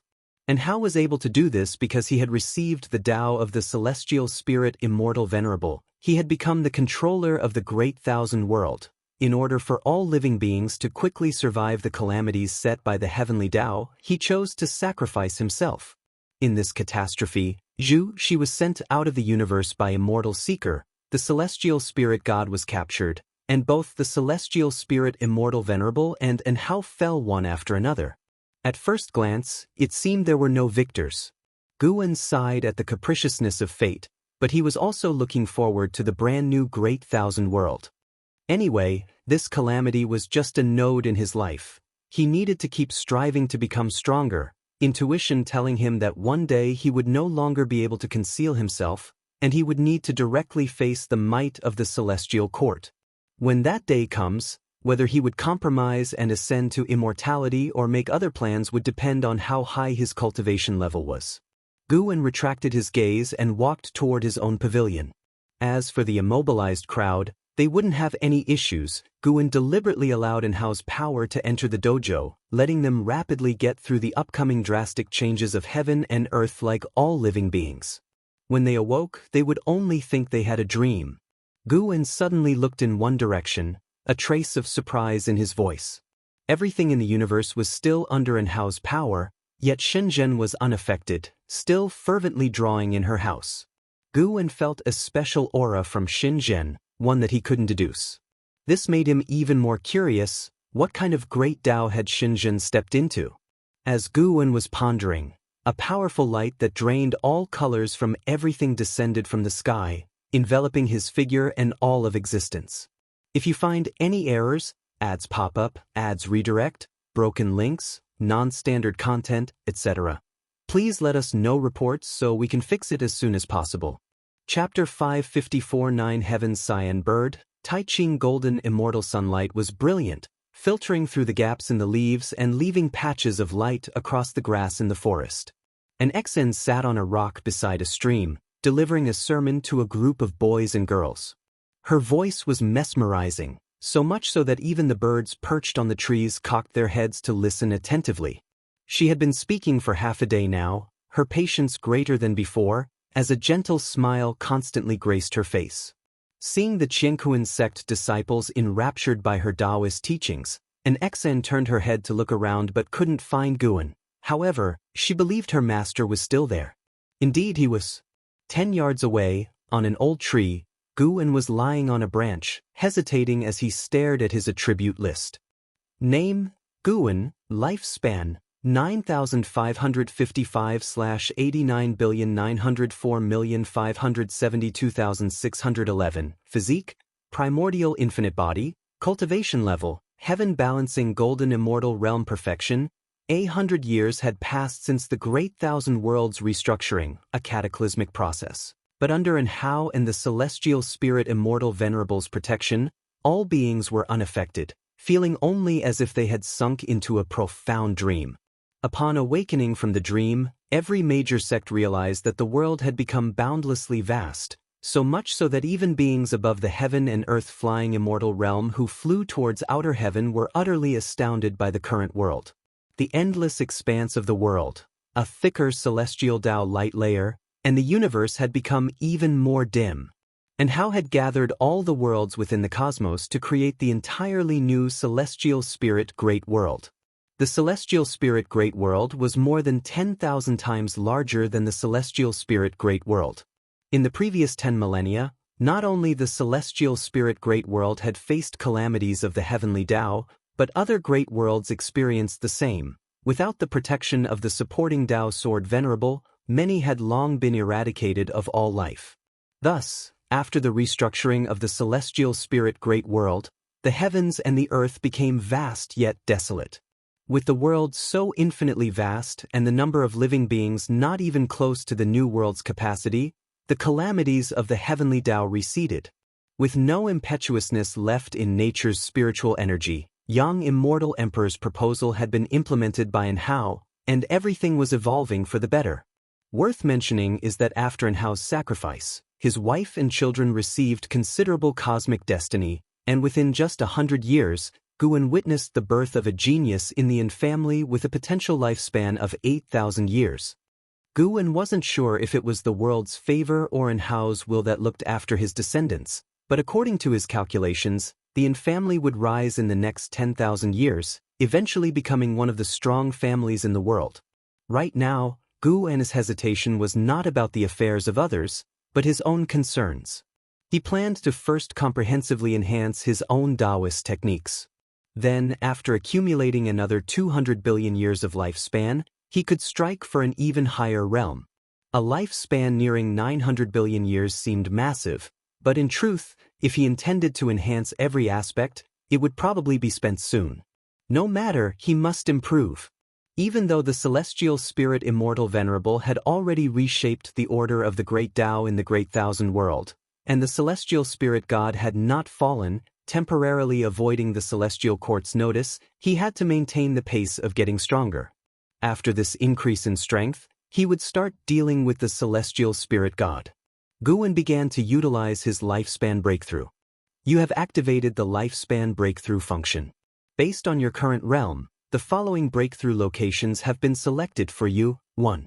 Ascending to Yellow Heaven. 2. Celestial Extreme 9 Heavens. 3. Abyss Dao Seeker. Path of the Great Tao. Eastern Sea Celestial Palace. 6. Primordial Emperor Domain. 7. Profound Abyss Divine Pool. Golden Immortal Ancestor Tree. 9. Ling Mountain. Looking at the choices that had popped up before him, many of which he was seeing for the first time, Guan couldn't help but be moved by the infinite vastness of the Great Tao. The path of the Great Tao connected the 3,000 great worlds, and beyond the Great World were many more mysterious places. Guan's previous breakthrough had taken him to the celestial extreme 9 heavens, which left a deep impression on him. After some contemplation, he felt that returning to the celestial extreme 9 heavens was the best option. He was uncertain of the other locations, and although the celestial extreme 9 heavens had powerful beings, they were few in number. With his decision made, Guan chose the celestial extreme 9 heavens for teleportation. Teleporting to celestial extreme 9 heavens will require the consumption of 10 billion years of lifespan. Do you wish to proceed? Continue. Guan closed his eyes after making his choice, and that long-absent sensation of dizziness appeared. After a while, Guan opened his eyes, and what met his gaze was an endless sea of clouds, majestic and vast. The sky was still so high, with no land in sight, and no matter which direction he looked, he saw nothing but the sea of clouds and the sky. He immediately activated his lifespan barrier and sat down to meditate on the spot. Without saying a word, he began to evolve and improve. Starting with his physique. Each time, Guan invested 1 billion years of lifespan, operating slowly. It took nearly 4 billion years to advance from the primordial Tao golden body to the primordial infinite body. This time would surely take even more. Billion after billion years, Guan was collected and composed, not feeling the slightest bit of heartache. In the end, it took approximately 50 billion years for the primordial infinite body to advance to the primordial reincarnation undying body. As the final prompt fell, an enormous surge of Tao spiritual qi flooded towards Guan. The boundless sea of clouds began to churn in a very short time, luckily, not as dramatically as the previous breakthrough. Guan closed his eyes and began to immerse himself. An hour later, his physique's transformation was successful. With the primordial reincarnation undying body, not only did his physique grow stronger, but the power of the Great Tao could no longer control his flesh, and it was not worn down by reincarnation. Even if his lifespan reached its limit, his body could exist forever. Now, he could enter reincarnation in his physical form as smoothly as a fish takes to water. Guwen opened his eyes and his gaze fell on the cultivation technique column in his attribute list. Upgrade the main technique first, Great Tao Great Freedom as You Wish Bible. He began to invest lifespan for evolution. Investing 36 billion years of lifespan at once, the Great Tao Great Freedom as You Wish Bible was elevated to the Taoist Dominator skill, reaching an in-depth level of understanding. Tao's spiritual qi surged toward him once again, and an endless stream of Taoist technique memories burst forth in his mind. Sar the Nelfer. Net website on Google to access chapters of novels early and in the highest quality. The Taoist Dominator skill, as the name implies, could dominate the Great Tao. Once mastered, Guwen could comprehend any kind of Great Tao, and in facing any kind of Great Tao, he could discern its weaknesses in an extremely short time. Most importantly, this technique could merge the 3,000 Great Tao into one force, aptly named the Dominator's power. Another half an hour passed, and Guwen successfully mastered the Taoist Dominator skill. He didn't have time to experience it in depth and continued to enhance other Taoist techniques. Regardless of the tier the Taoist technique reached, lifespan evolution could always allow Guwen to master it within half an hour, which was also a significant advantage. The Great Thousand Following Heart to Void skill was upgraded to the Sun and Moon Selfless Divine Tao, consuming nearly 50 billion years of lifespan. This technique helped Guwen to conceal his cultivation level and aura. Even those with a realm higher than his could not see through it. Though, of course, if the disparity in cultivation was too vast, it might not remain hidden, which was why he continued to elevate this technique. The Sun and Moon Selfless Divine Tao was even more domineering, allowing Guwen to disappear into the order of the Great Tao. Even if he was still present, no one would detect him. He could even turn his aura into the sun, moon, and stars, perfectly concealing himself. Again, the inheritance took half an hour. After the inheritance ended, Guwen's eyes turned to the secret skills, preparing to upgrade his combat methods. Just then, a vast aura descended, one that far surpassed that of the heaven-balancing golden Immortal, causing a slight change in Guwen's expression. He looked up. He saw a gigantic cyan bird appear in the sky, its wings spread wide, eclipsing the sun. Its feathers shimmered with the colors of the rainbow, like a godly bird from creation, radiating an endless ancient and holy aura. This cyan bird was by far the most colossal creature Guwen had ever seen. Even set against the celestial extreme nine heavens, the celestial vault seemed almost incapable of containing it. Guwen hurled a lifespan detection at the cyan bird. Nine heavens cyan bird, early stage of Taiching Golden Immortal Realm 218,726,929, 702/50, 000/000/000/000/50,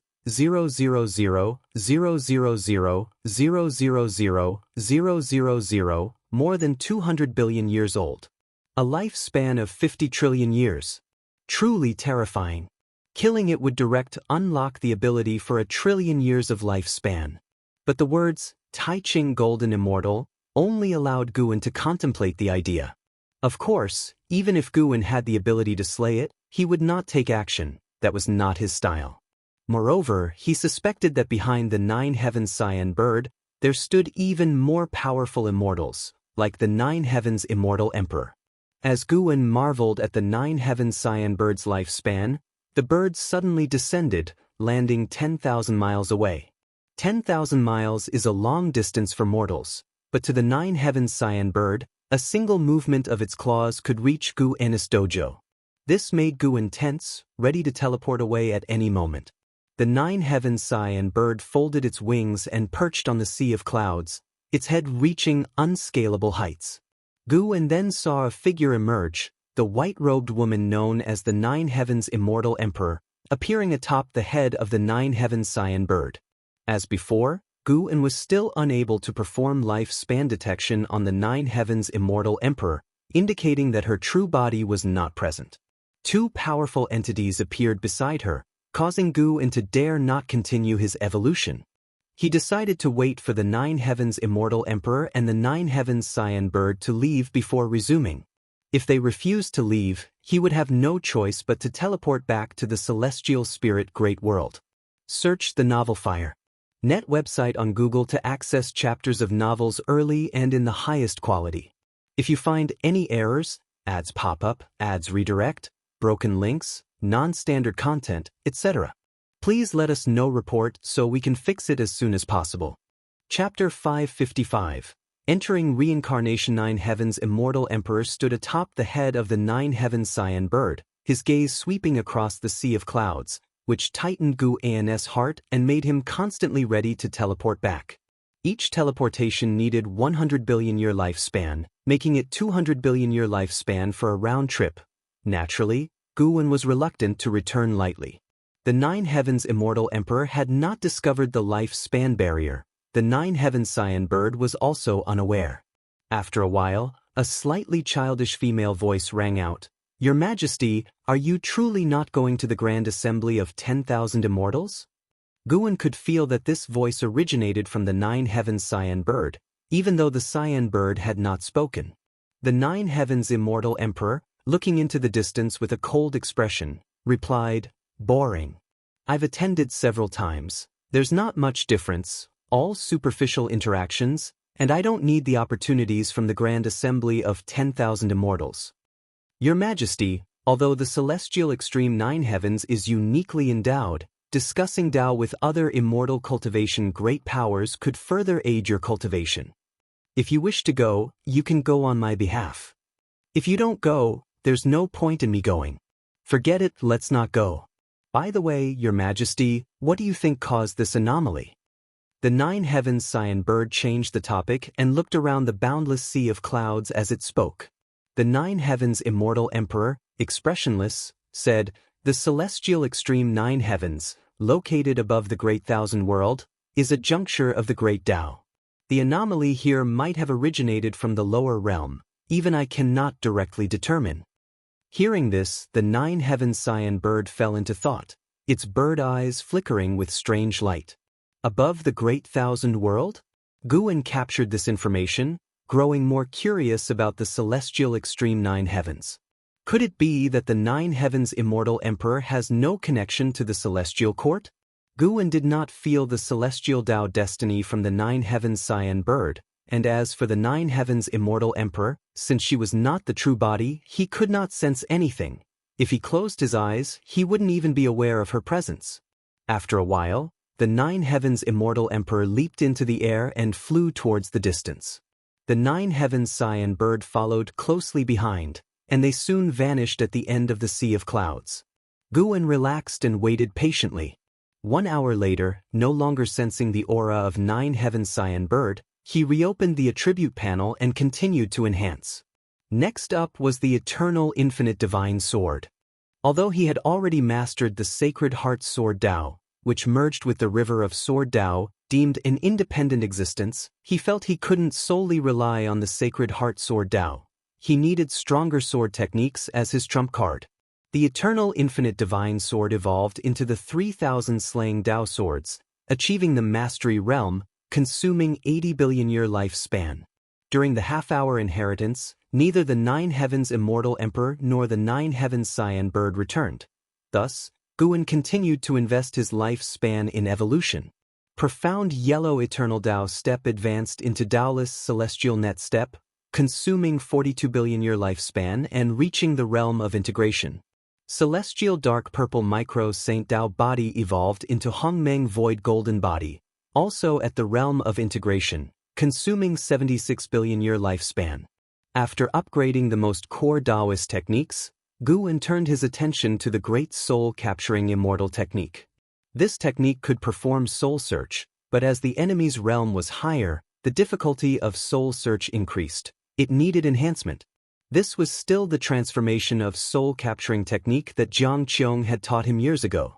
Guan spent 130 billion year lifespan in one breath, allowing the Great Soul Capturing Immortal technique to advance several levels, finally evolving into Calamity Absolute I.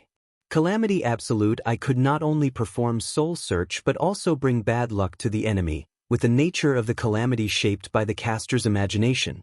A very domineering divine skill. That's it. Search * the novel of NT website on Google to access chapters of novels early and in the highest quality. Guwen dared not continue evolving because, accounting for the lifespan barrier's consumption, he only had 230 billion year lifespan left and still needed 100 billion year lifespan to teleport back. After a series of evolutions and enhancements, Guwen felt a complete transformation even though his cultivation level had not increased. His strength had greatly changed. Now, handling celestial spirit god should be effortless. Thinking this, Guwen stood up. He gazed at the constantly churning sea of clouds as if for one last look, since he definitely needed to change locations upon the next breakthrough. The recent appearance of the Nine Heavens Immortal Emperor and Nine Heavens Cyan Bird was definitely not a coincidence. They must have intended to investigate his whereabouts. Even if their words didn't directly reflect it, he had to stay alert. Guwen chose to teleport back, and as he thought, he vanished on the spot. Guwen returned to the forests near the Qinkuan sect and could no longer see an Xian and the others. Unable to find him, an Xian returned to the dojo to cultivate. Guwen did not hurry back. He jumped down from a tree, crossed a creek, and sat down on a large stone by the creek. Lifting his right hand, palm facing upwards, a skull appeared in his palm, the size of a pebble, indeed that of the celestial spirit god. The disheveled celestial spirit god opened his eyes and looked up at Guwen, his expression becoming calm. After a century of suppression, he had adjusted his mindset and was prepared to face any outcome. Guwen's pupils suddenly turned deep red, and the pupils of the celestial spirit god facing him involuntarily widened, then his expression turned dull. Calamity absolute I. He began to scour the memories of the celestial spirit god. The morning sun shone down, casting a long shadow of Guwen. After a long while, Guwen's eyes returned to their normal color, and his brows furrowed.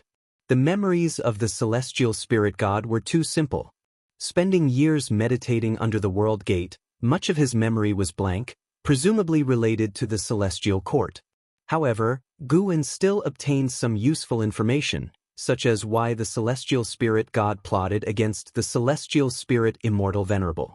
Many years ago, the celestial spirit god could have obliterated the celestial spirit Great World, but he wanted to obtain the World Punishment Dao Pearl held by the celestial spirit Immortal Venerable. The World Punishment Dao Pearl, born from the Great Dao, was a supreme treasure that could be used in battle and for comprehending the Dao, with infinite marvelous uses. The celestial spirit Immortal Venerable dared not readily use the pearl, fearing its master would come searching. The owner of the World Punishment Dao Pearl was the Emperor Ziwei.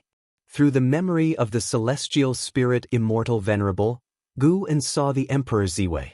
This Emperor Ziwei looked exactly like the unparalleled Emperor Ziwei that the Black Profound Emperor had encountered in his lifetime. Guwen guessed that the Emperor Ziwei was the reincarnation body of the Emperor Ziwei. Great powers project across the heavens, manifesting reincarnation, which is common. How formidable was the Emperor Ziwei, able to fight against hundreds at the same realm, and even force enemies to retreat? No wonder, being the reincarnation of the Emperor Ziwei. As Guwen reflected inwardly, the celestial spirit god regained his senses. Startled, he looked at Guwen and asked, "What have you done to me?" Guwen looked down at him and inquired, "Do you want to die or do you want to live?" When Guwen questioned whether the celestial spirit god's apocalyptic acts were related to the celestial court, and the celestial spirit god admitted it was his own selfishness, Guwen actually felt a trace of respect for him. The celestial spirit god was bold and accountable. It seemed a pity to kill such a person directly. The destruction by the celestial spirit god was nefarious to living beings, but from a cosmic perspective, he protected the cosmic order. Of course, whether the celestial spirit god wanted to live depended on his attitude. Faced with Guwen's question, the celestial spirit god furrowed his brows. After a moment of silence, he said, "I cannot possibly serve you. My fate today is merely reaping what I sowed. Had I not coveted the treasure and followed the heavenly Tao earlier, it would not have come to this. Just kill me." Having said so, the celestial spirit god closed his eyes. Suddenly, Guwen asked, "Have you ever been immortal?" Hearing this, The celestial spirit god opened his eyes, looking at Guwen in surprise. In the memory of the celestial spirit god, he was born a favored child of heaven and was taken as a disciple by the Emperor Ziwei early on. He stood above the masses from birth. Guwen looked down at him and said coldly, "To kill you now would be too easy for you. Go to the human world and experience the struggles of humanity." In the eyes of immortal gods, mortal spirits are no different from dust, but how would you know the effort mortal spirits make just to survive? As his words fell, Guwen flipped his hand and threw the celestial spirit god into the creek. As the celestial spirit god fell, he looked at Guwen. In his view, Guwen was so magnificent. Indeed, he did not understand human suffering, but at that moment he understood how mortals looked up to immortal gods. His vision quickly plunged into darkness.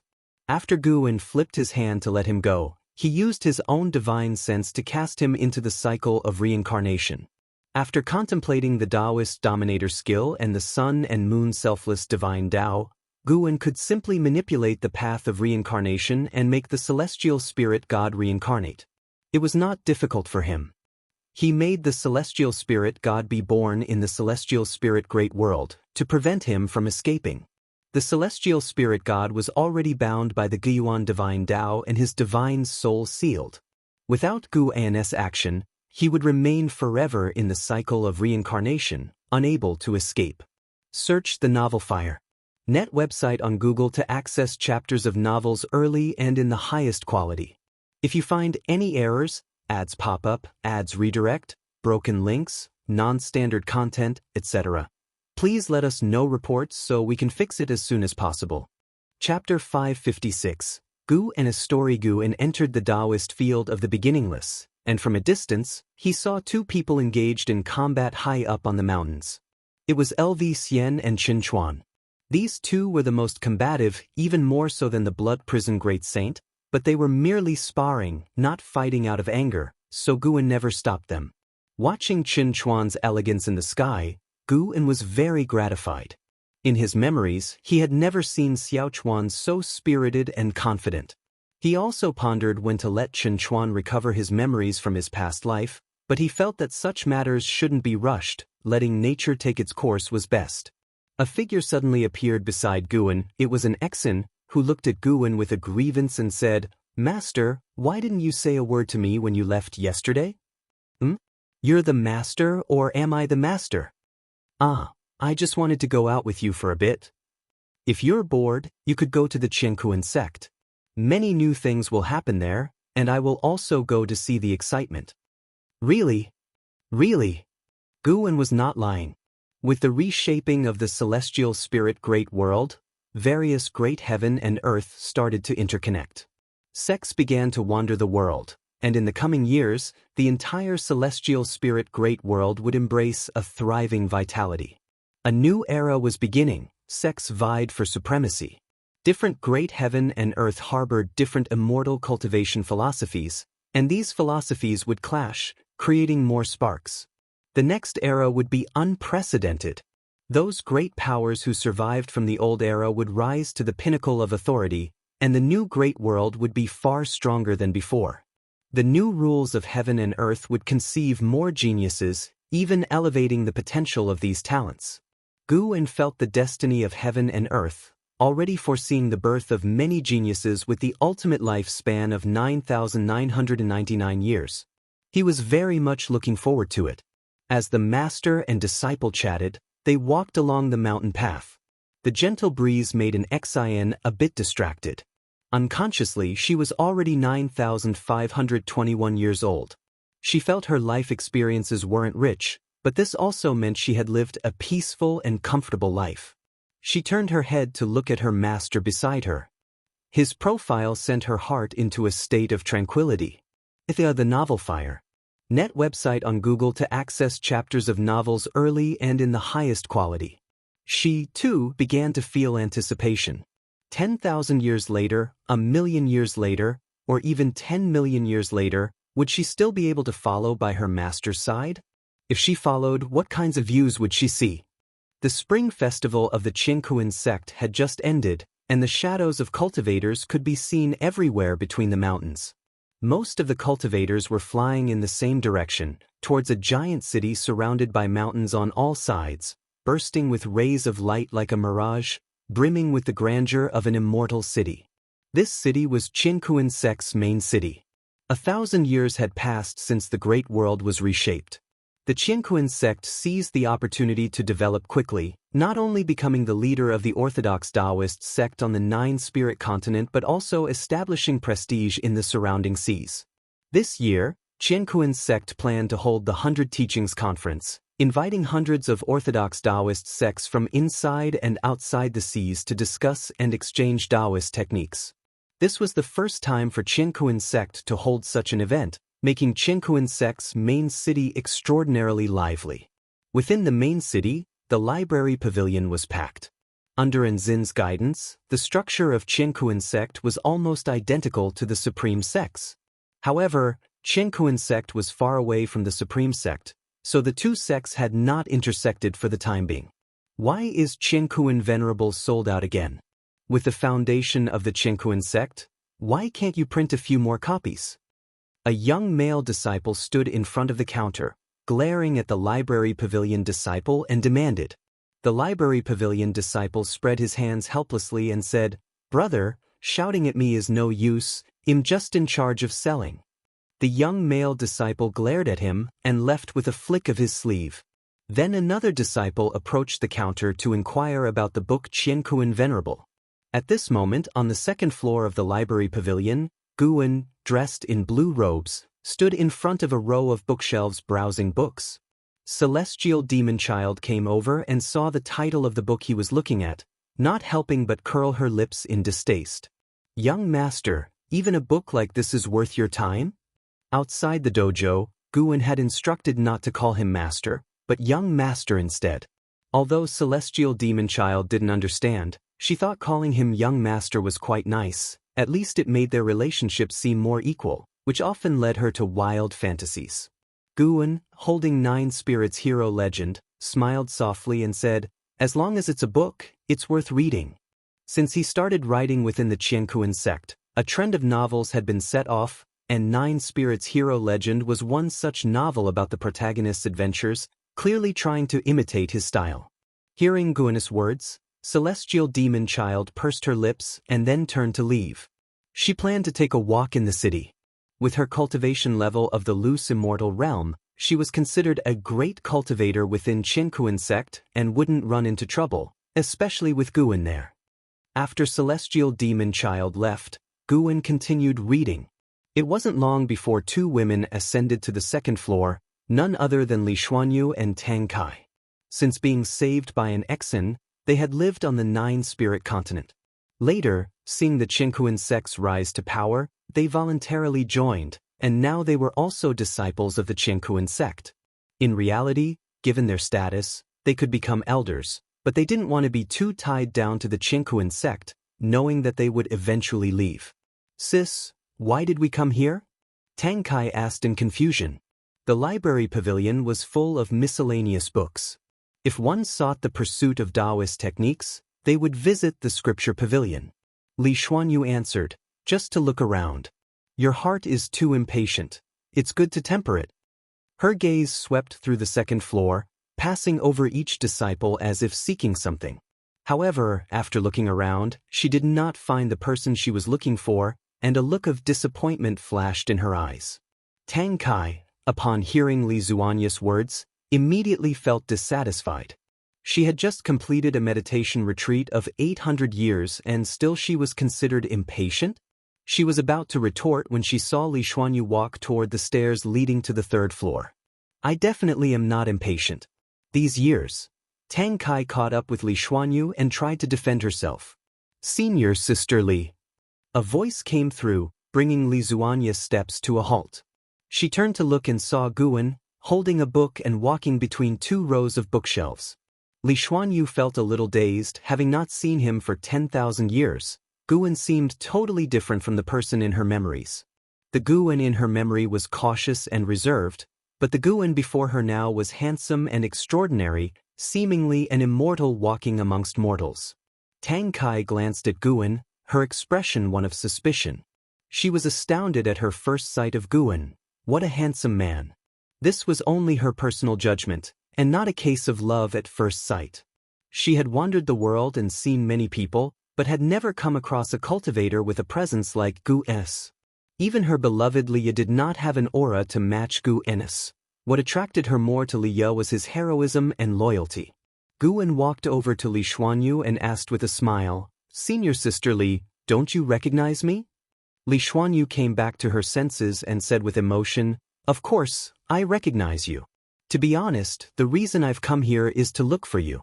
After all, your disciple is also on this continent, and everything about the Qingquan sect is a lot like the Supreme Sect. I guessed it had something to do with you." She didn't know that Guan was the supporting Dao sword venerable, but the strength of an Xen proved Guan's Dao practice had already surpassed hers. The reason she wanted to find Guan was merely to express her gratitude in person. She was not foolish, and Xin's rescue surely must have been at Guan's behest. "I don't have such great capabilities. How about we find an inn to catch up on old times?" Guan asked with a smile, and naturally, Li Xuanyu had no objections. Guan did not neglect Tang Kai and introduced himself to her. After exchanging pleasantries, the three of them went downstairs. Noticing Guan spending money to buy the Nine Spirits hero legend, Tang Kai's expression became odd. Now aware that Guan was Xin's master, she held him in high esteem, but she hadn't imagined that such a great cultivator would read such trivial texts. Shouldn't a great cultivator be delving into the great Tao? Li Xuanyu, however, didn't mind. She knew Guan liked reading books. Seeing that Guan still had the same hobby made her feel a sense of closeness, as though the distance between them had narrowed.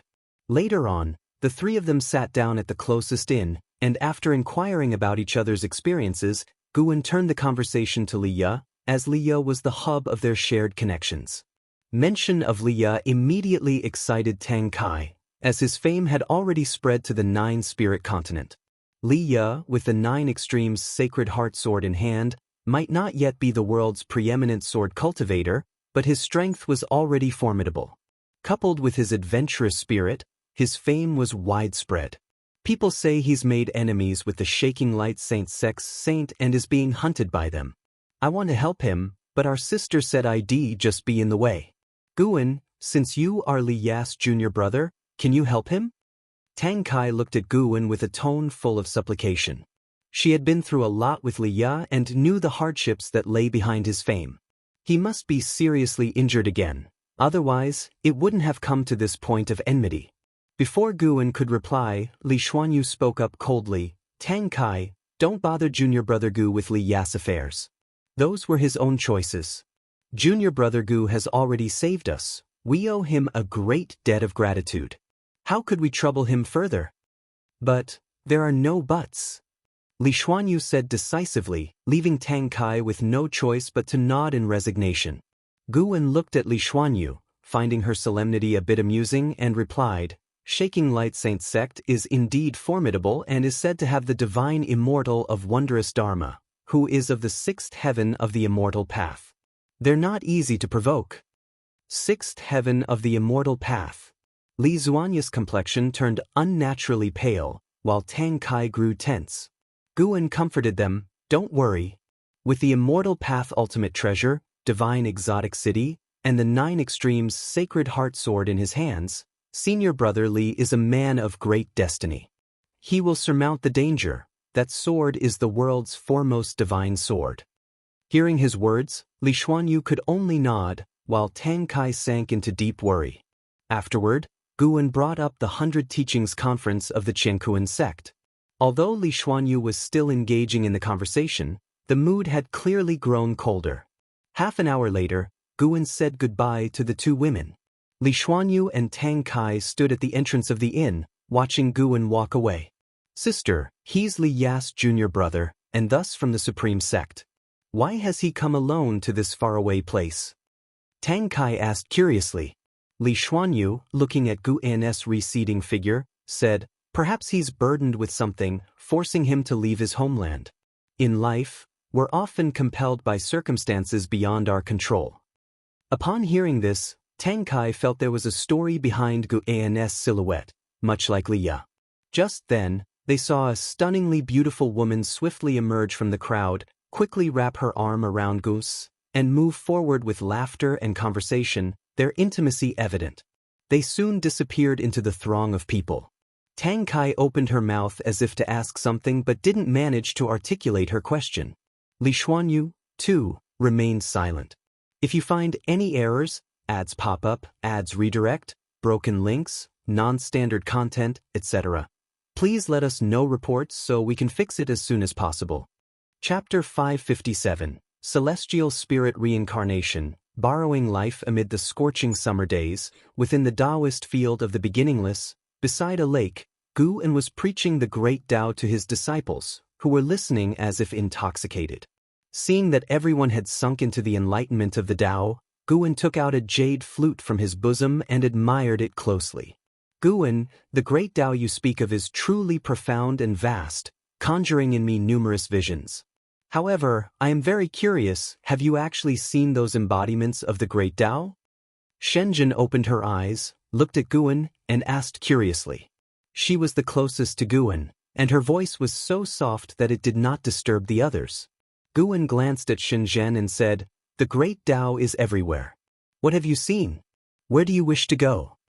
With a troubled look, Shenzhen said, "I saw the universe and the stars, and a white staircase leading to a door." "What kind of door?" "Indescribable, all I can remember now is vague, but am sure it was a door." Shenzhen recounted while speaking. After a pause, she continued to ask, "Gu En, do you think those visions I see could be some form of calculation?" Gu En smiled at her and said, "That's something you'll have to feel and judge for yourself. It's good that you're thinking about this. Never lose your reverence for the unknown, always be vigilant, for it is often more beneficial than not." Shenzhen nodded and said, "I'll be careful. If the great Tao guides me somewhere, I'm certain I won't go."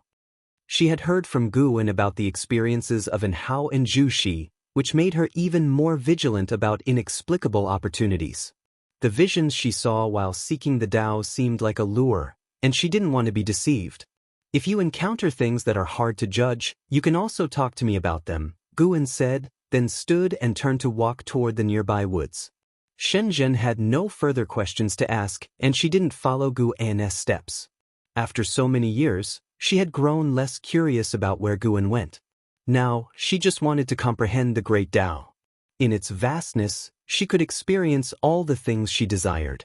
She aspired to become a great cultivator like Gu En elsewhere. Gu En stepped into the woods and in one step went to another place in the human world.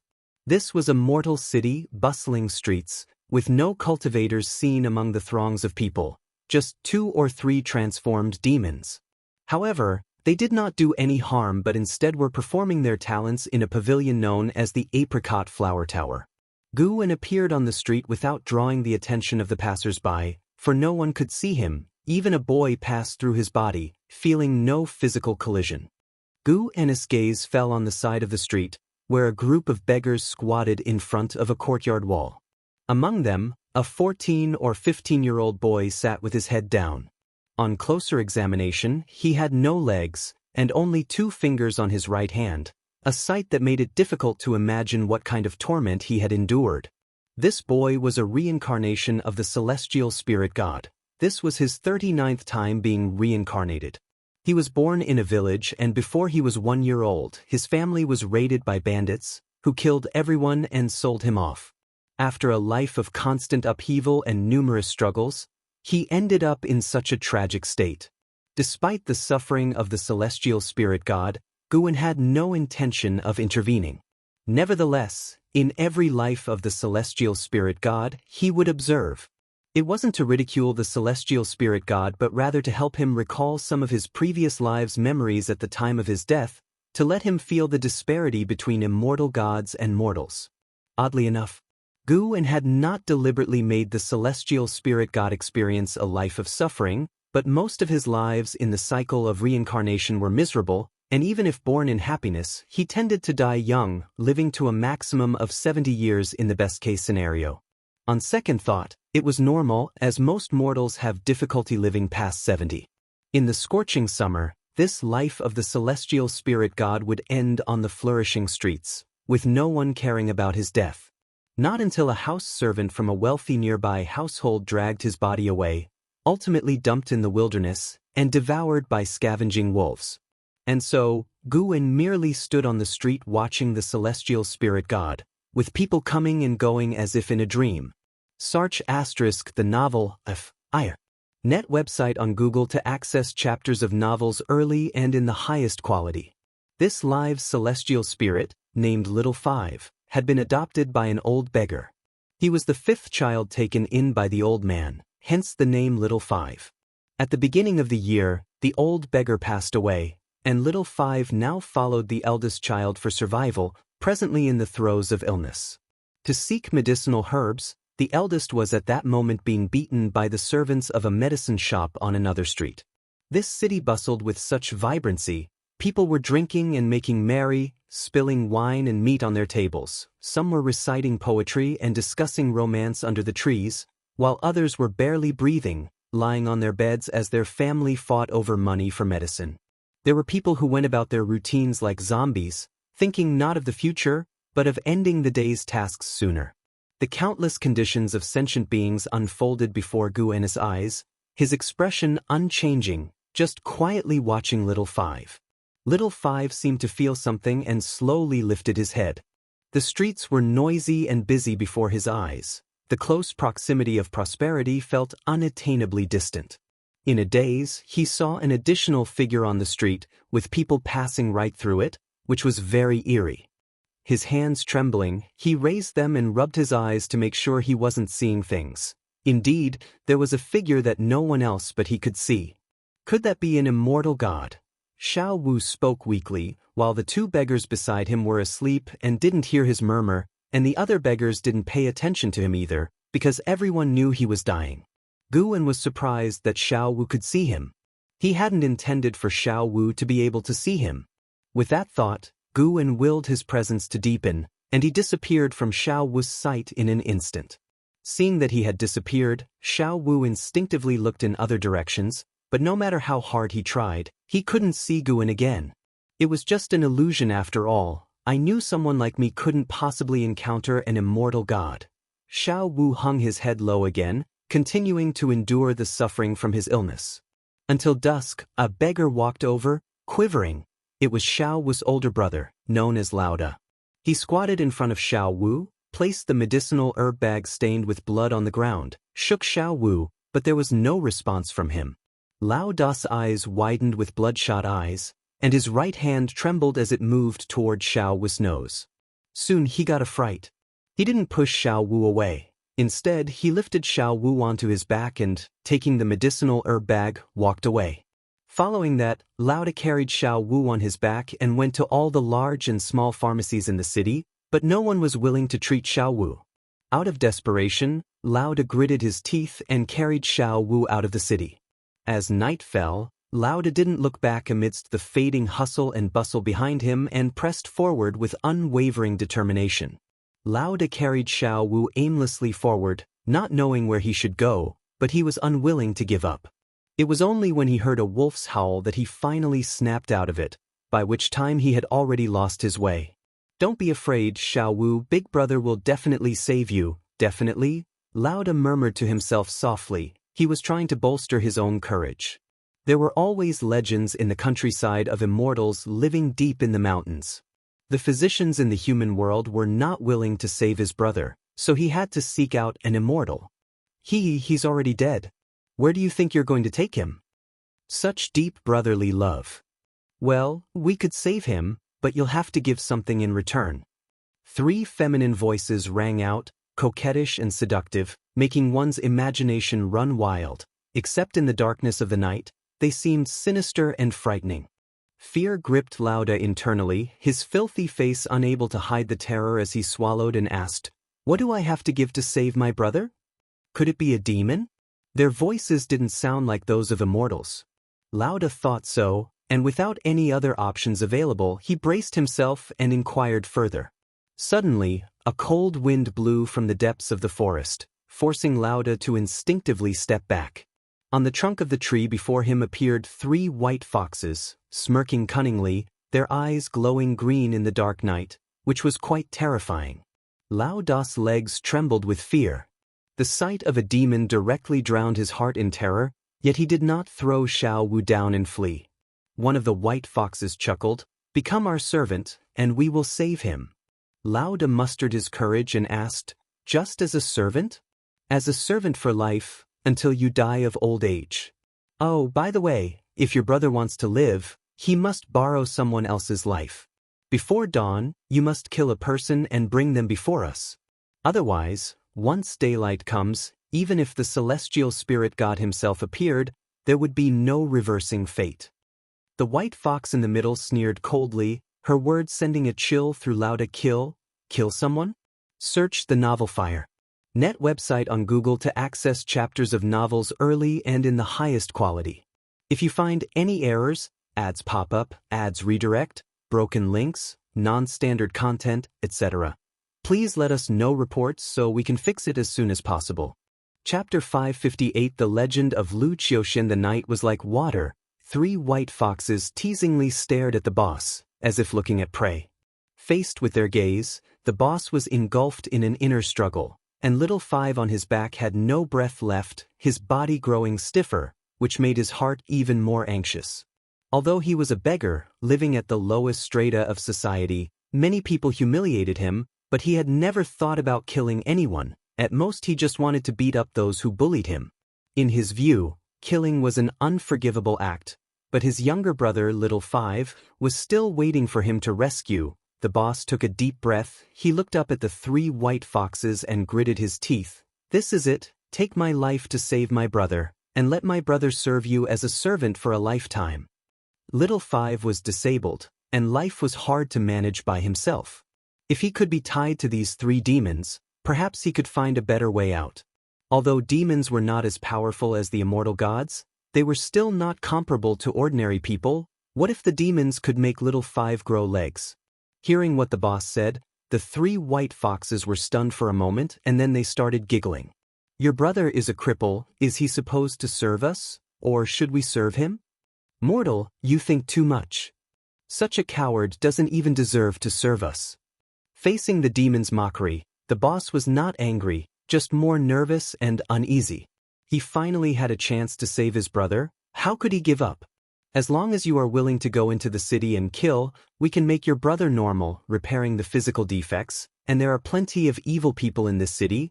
It's not just your brother you'd be saving," one white fox said with a profound meaning, which made a new light shine in the boss' eyes. At the same time, Gu stood under a nearby tree watching the scene. These 3 white foxes were Tier 2 demons, comparable to the Foundation establishment realm, still unable to undergo transformation. What they said was true, hoping the boss would kill the evil people in the city.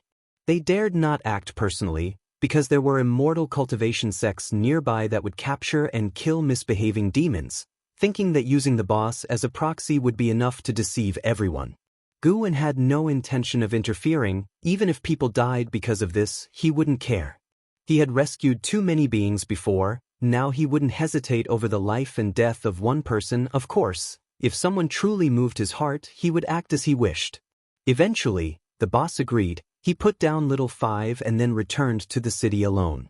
As soon as he left, the 3 white foxes surrounded Little Five and began casting spells to protect his soul. Little Five's lifespan and maximum lifespan were not merely 15 years old.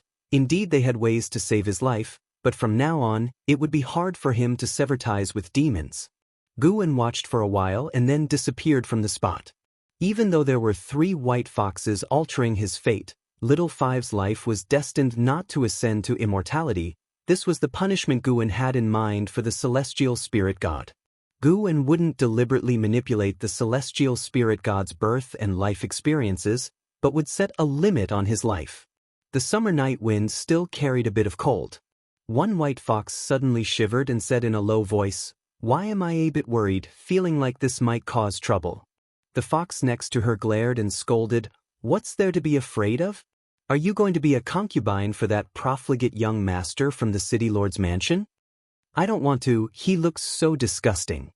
Mainly because he bullies too much, we must kill him, and once that guy comes back, we'll pass on his martial arts to him." "It can only be so." The voices of the three white foxes gradually quieted down, and eventually, the woods fell into a silent, oppressive, and terrifying stillness.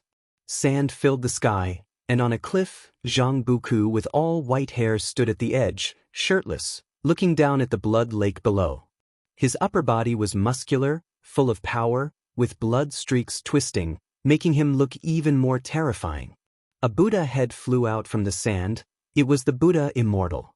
Buddha Immortal looked at Zhang Buku, his stone face showing a complicated expression.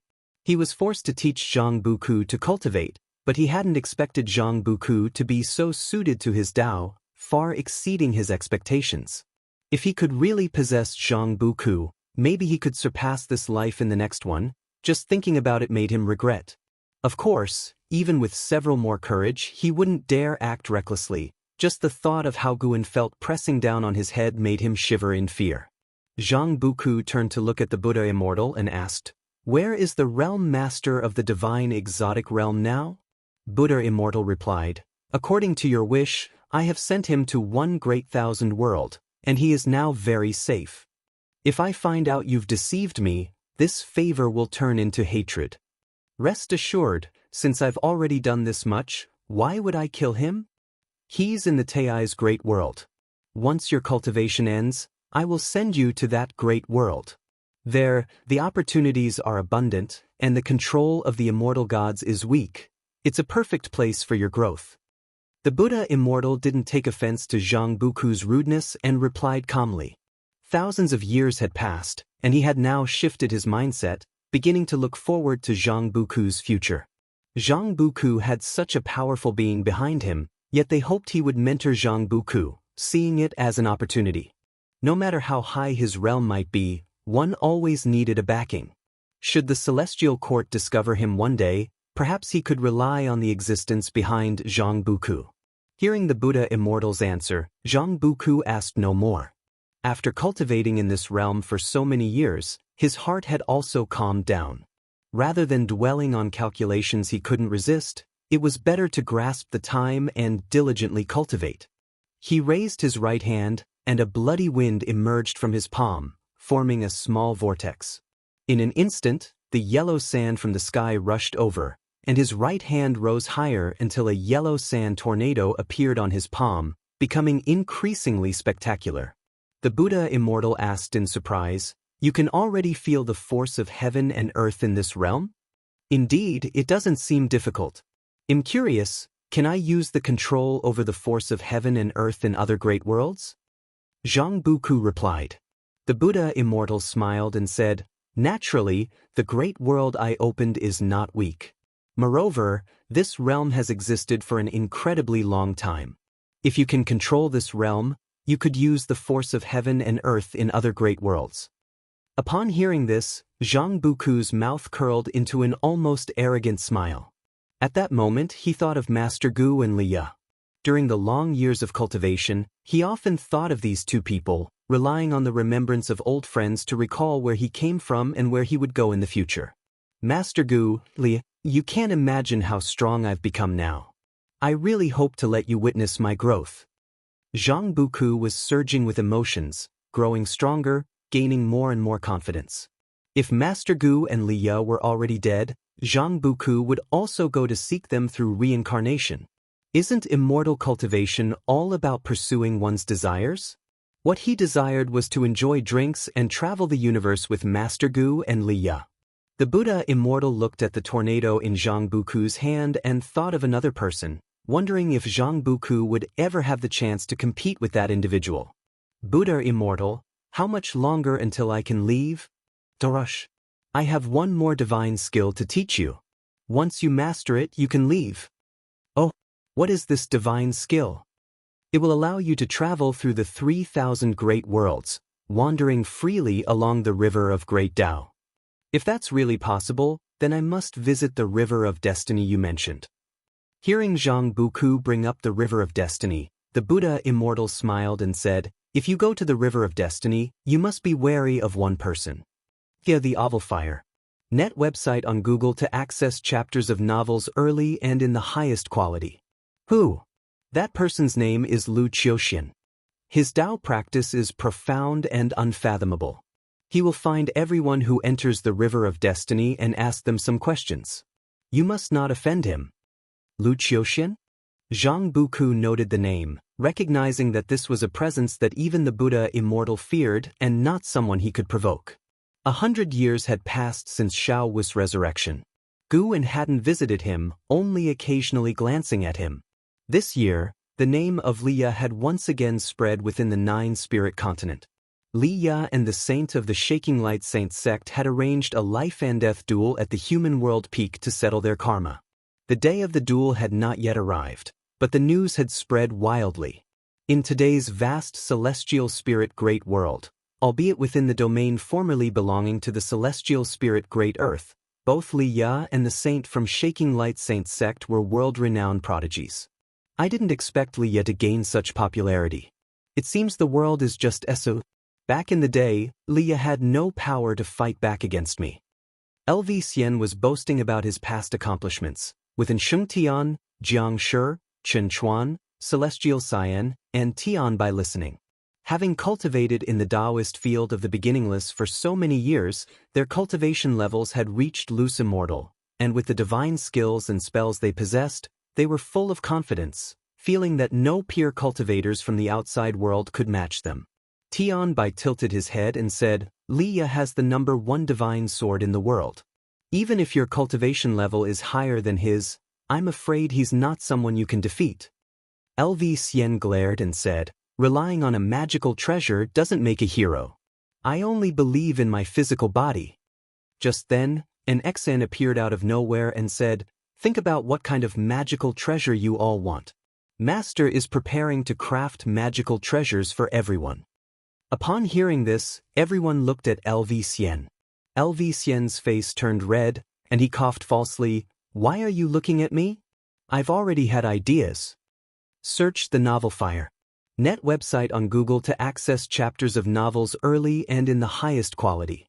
If you find any errors, ads pop up, ads redirect, broken links, non-standard content, etc., please let us know reports so we can fix it as soon as possible.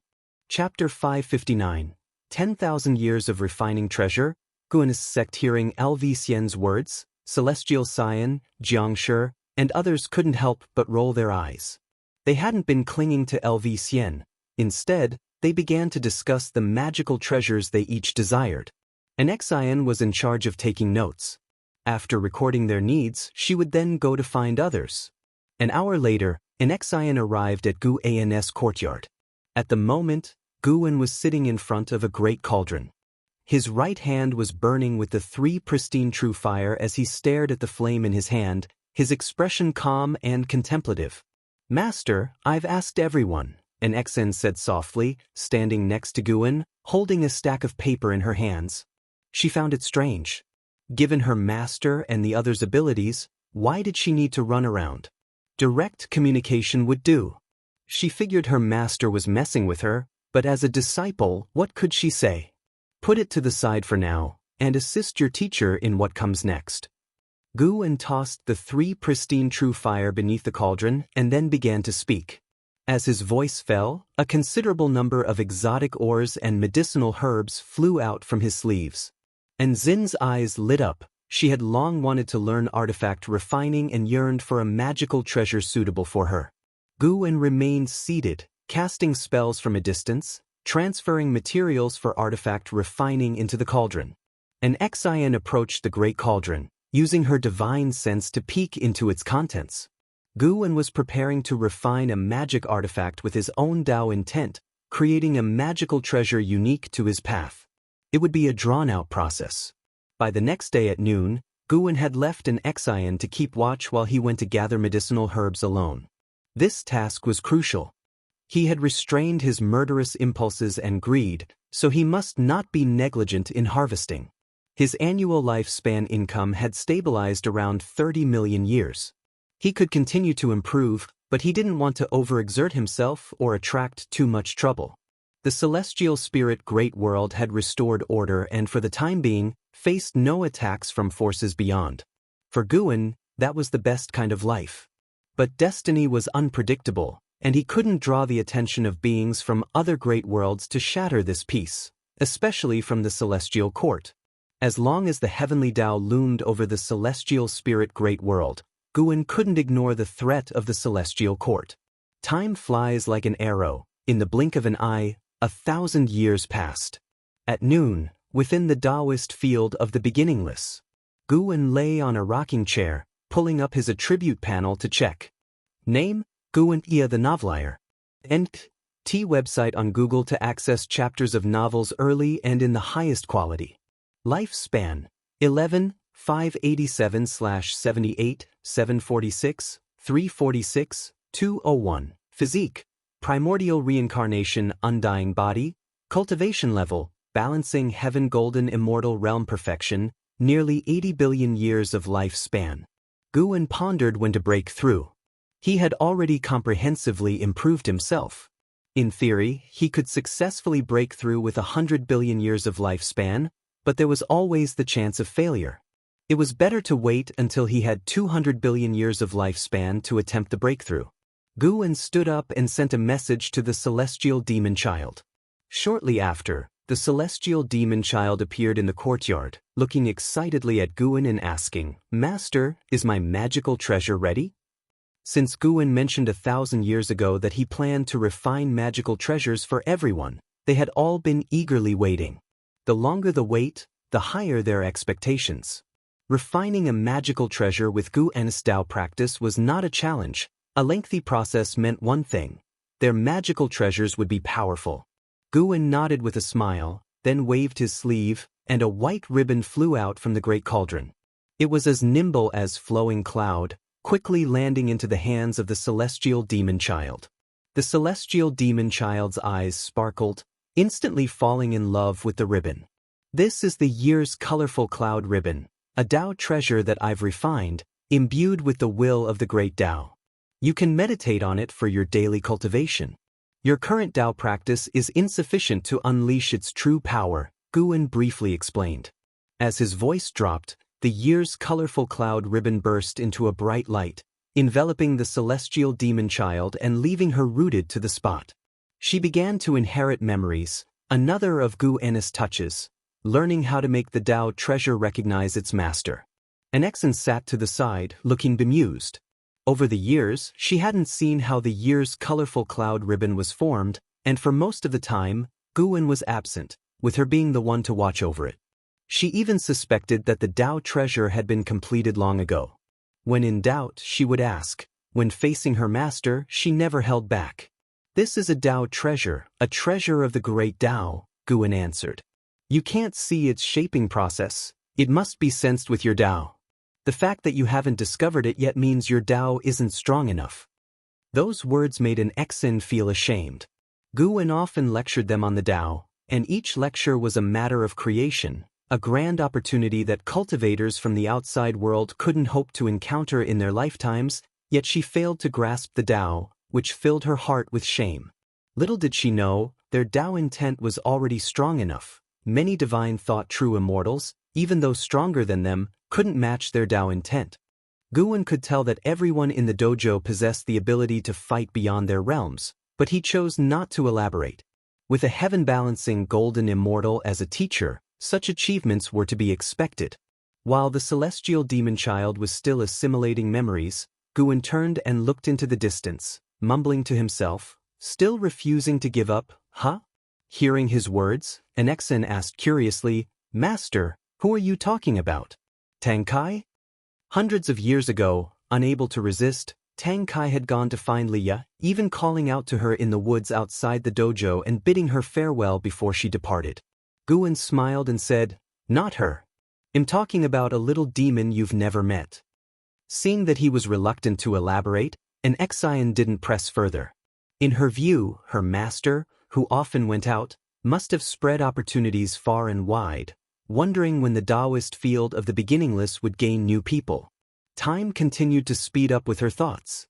The news of the celestial demon child receiving a Tao treasure quickly stirred up the dojo. Then, the age-colored cloud silk enveloped the entire sky of the dojo, suppressing all within, immobilizing them, which drove everyone, including an Exin, insane.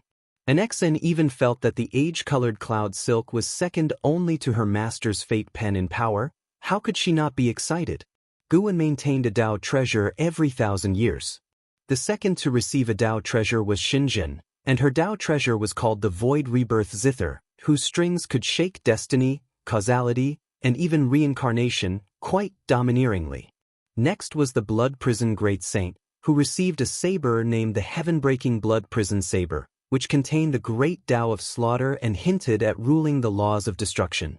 Xianxia received the Immortal Slaying Flying Saber, another Tao treasure for slaying and fighting, reminding him of the Immortal Slaying Flying Saber from the Investiture of the Gods, which he liked very much. Celestial Xian received the Xian Hong Linglong Tower, and Tian Bai received the White Spirit Exquisite Tower, both Tao treasures not inferior to the others. Together, their might was even greater, named after Yi Lan's White Spirit Sword and Guan's Xian Hong Sword. And Sheng Tian received the Shaking God Spear, its essence filled with fighting will, second only to the Heaven-Breaking Blood Prison Saber in terms of killing power. Chen Chuan got the Reincarnation Dao Slaying Sword, able to comprehend the path of reincarnation. Guwen hoped he could remember his past life on his own. LV Xian received the 12 Extreme Heaven Calming World Bead, 12 silver beads that could each create or devour worlds, encapsulating the path of devouring. An Xian got the 6 Paths Mirror, which could reflect reincarnation and send others into it. During the process of refining Dao treasures, Guwen also pondered these great Dao. The 3,000 great Dao are omnipresent, and the Taoist Dominator skill could assist Guwen in his contemplation directly. These Dao treasures all had the power to surpass Immortal Path Ultimate treasures and would continue to grow stronger with their owners' achievements in the great Dao, their limits unfathomable. At the very least, these Dao treasures were stronger than the 9 Extremes Sacred Heart Sword in Li Ya's hands. A Dao treasure every 1,000 years, except for the Ghost Mother of Ephemera, everyone received a Dao treasure, indicating 9,000 years had passed. Guwen, now over 20,000 years old, possessed a lifespan of over 340 billion years. The sunlight spilled down as everyone surrounded an Xen, inquiring about her 6 Paths Mirror, her face full of excited smiles. Finally done with work, it's time to make a breakthrough. Guwen thought to himself silently. Looking back on the 9,000 years that had passed, even he couldn't help but marvel at how swiftly time had flown. As there were no external threats, these 9,000 years were uneventful, a repetition of days. From refining the age-colored cloud silk, Guwen spent 10,000 years crafting Dao treasures for his disciples, and through this process, he continued his cultivation. 10,000 years later, even without using lifespan evolution, his power had significantly improved. Master, aside from you, is there anyone else who can refine Dao treasures? Chen Chuan looked at Guwen, asking curiously. Holding the Reincarnation Dao Slaying Sword, even after 2,000 years, he was still enamored with it. The others followed suit, looking at Guwen. Guwen smiled and said, "Perhaps there are others, but your Dao treasures were forged with my great Dao. In the future, I could help strengthen your Dao treasures and even use them to connect with you." At those words, everyone became even more excited, which meant they could rely on Guwen any time, even if they went out in the future, couldn't they? Master, why not establish a sect? There's no need to recruit many disciples, but at least we could set a banner. In the future, when we introduce ourselves, we can declare which immortal sect we belong to and also add luster to your reputation. Blood Prison Great Saint suddenly suggested, with the others echoing him.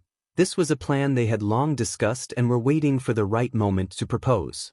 Guwen had already heard their discussions over the years and had also been contemplating this matter.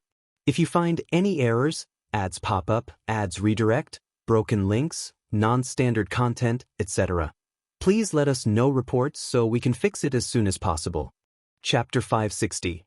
The Primordial Era, Primordial Chaos Body. During the long years of cultivation within the Taoist field of the beginningless, LV Xian, Chen Chuan, and others would fantasize about traversing the human world, and they too wanted to forge a resounding reputation like Li Ya. They felt grateful towards Guwen in their hearts, thinking that he should not be forgotten by the people. If Guwen did not want to come into the limelight, then as his disciples, It was their duty to help their master propagate his holy name. Everyone looked at Guwen with fervent gazes, waiting for him to confirm the name of their sect.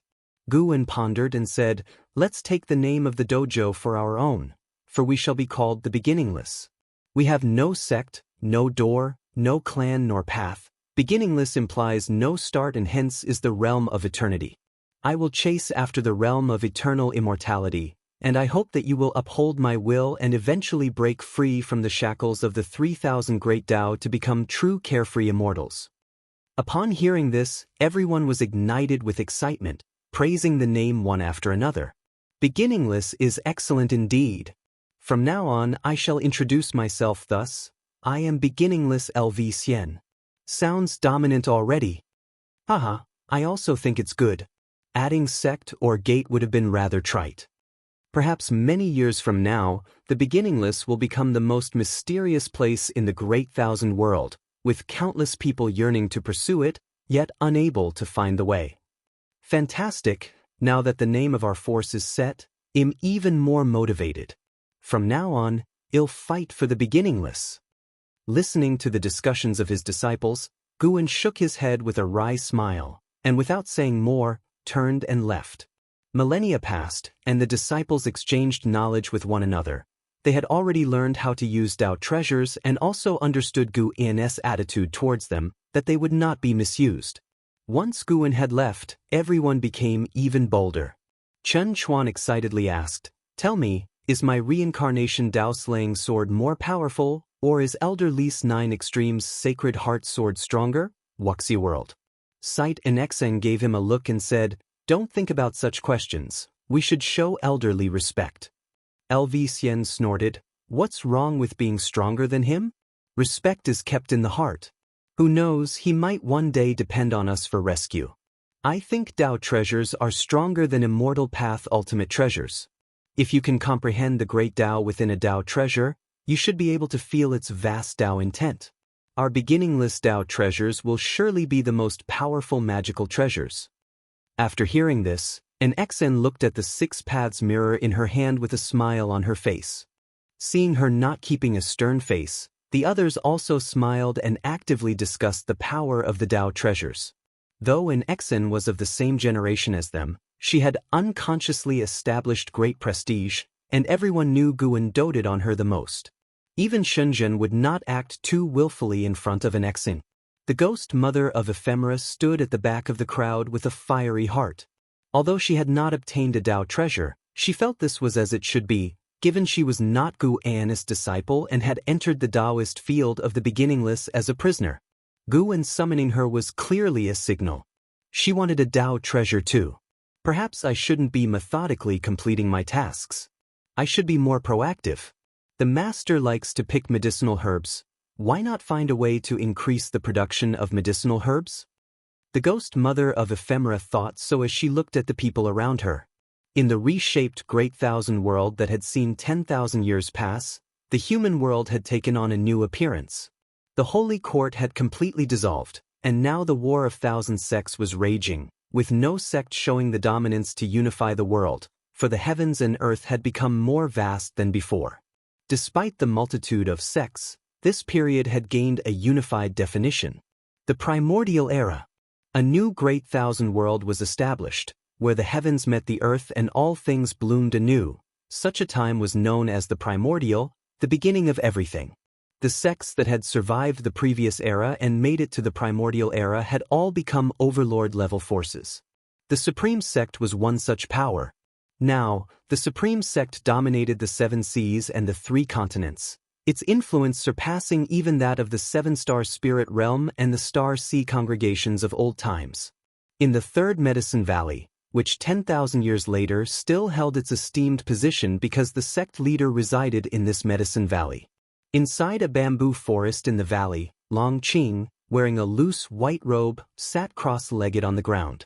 With unruly hair, he had left his youthful features behind, becoming more composed and unfathomable, looking like a true enlightened being amid the forest. A figure appeared out of nowhere before him. It was Candle's Star from the battle court. This reshaped great thousand world seems less like it has been reconstructed and more like reborn. Many heaven and earth ultimate treasures have emerged between the heavens and earth. Over the years, I have fought over them as well. I didn't expect to encounter the blockade of profound yuan-free Immortal. Those old, undying beings hidden in the depths of the universe have all returned. Candlestar sighed. Clashing swords with profound yuan-free Immortal made me fully realize that this world has truly become a part of the Great Thousand World. Just like the other vast worlds I've been to, there's always trouble brewing. Long Qing didn't open his eyes and said calmly, "What's wrong? Have you lost confidence in uniting Tian-Yi and replacing the battle court?" Candlestar chuckled. "How could that be? I've already seized that ultimate treasure. I'm currently brewing the body refinement medicinal broth. In at most 100 years, Long Teng will be able to cultivate the primordial chaos physique. The legends of the primordial era are not to be taken lightly. Every major world will go through such a period." The Long Teng he spoke of was Long Qing's son, Long Teng. Long Teng had taken Candlestar as his master, and Candlestar was extremely dedicated to cultivating Long Teng. Their relationship as teacher and pupil was even closer than that of father and son. Long Qing was not pleased to hear this. Since Long Jun had appeared, Candlestar had clearly started to treat Long Qing as though he were dead and thus focused his cultivation efforts on Long Qing's son. Candlestar discerned Long Qing's upset mood, which he thought was caused by the fate he carried. He thus tried to comfort him. "Long Jun has been gone for thousands of years. Both the battle court and the silent destruction god emperor have yet to emerge. Perhaps your destiny has changed." Candlestar still shuddered at the memory of the Great War from 10,000 years ago.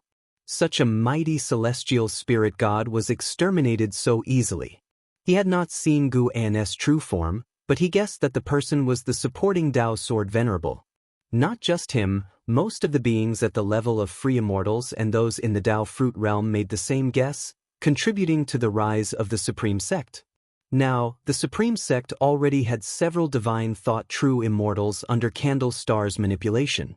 Aside from those elders who had karmic ties with Guan, the Elder Hall had undergone a complete change of blood. With Long Qing out of sight, Candlestar held the greatest power in the Supreme Sect.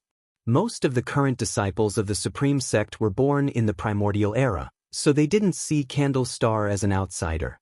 When they joined the sect, Candlestar was already the strongest in the Supreme Sect, and to this day, all disciples look up to him. As for the supporting Dao Sword Venerable, that had become an ethereal legend. But with the existence of the Heaven Repairing Platform, no one doubted the veracity of this tale. Hearing that destiny might have changed, Long Qing opened his eyes. He looked at Candlestar and asked, "If the Great Thousand World were to develop to its peak, could it confront the battle court?" Candlestar pondered. "The battle court controls several Great Thousand Worlds and has risen above them. Of course, the potential of the Great Thousand World is limitless. Some powerful Great Thousand Worlds are even territories the battle court dares not tread." "Are there really such Great Thousand Worlds?" Long Qing asked with raised eyebrows. Having recovered the memories of his past life, he knew well the might of the battle court. However, he had been born in this universe in his past life and was not familiar with other Great Thousand Worlds. Of course, Hongmeng, 9 Extremes, Taisher, Taiqing, Ti. These 5 Great Thousand Worlds are places the battle court dares not overstep. Although I haven't been to them, the Lord of the War Court is extremely wary of these worlds. Moreover, besides the Great Thousand Worlds, there are other planes of existence. They may not exist according to world rules, but they too have nurtured incredibly potent forces. Candlestar paused and said with heavy emphasis, "Although the battle court is strong, it is far from the strongest. As long as you maintain hope, your limits will certainly surpass theirs. I've always felt that the Long clan is at the core of the battle court. Sooner or later, the Long clan will surpass the battle court and reclaim its power." Upon hearing this, Long Qing's eyes lit up with spirit. Just then, a woman appeared out of thin air beside them. "Father, Yitsong has returned, seeking justice for his father. He wields an immortal path ultimate treasure and has already penetrated the first sea domain. He might arrive at Tai Tsong continent today." The woman was Long Qing's daughter, Long Ya, and her expression was complex when she mentioned Yizong. Long Qing said pensively, "In the end, he has grown up. 9,000 years ago, I felt his destiny pattern was extraordinary." Candle Star, however, said dismissively, "What does having an extraordinary destiny pattern matter? He shouldn't have trampled on the face of the supreme sect. Personal grudges could be discussed privately. Let him come.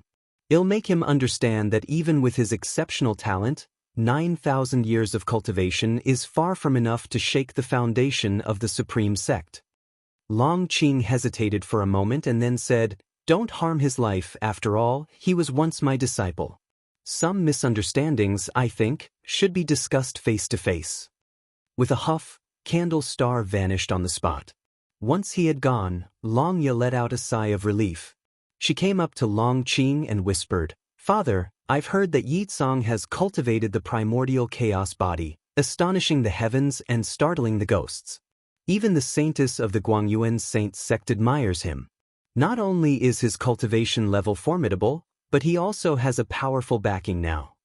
Long Qing glanced at her and retorted, "So what's your point?" Long Ya glared and said, "What point can I have? I'm only reminding you that I did let him down, but you were the one who truly pushed him away from the supreme sect. You cared too much for the supreme sect, causing your disciple to suffer." With that, Long Ya stomped away. Long Qing wasn't angry.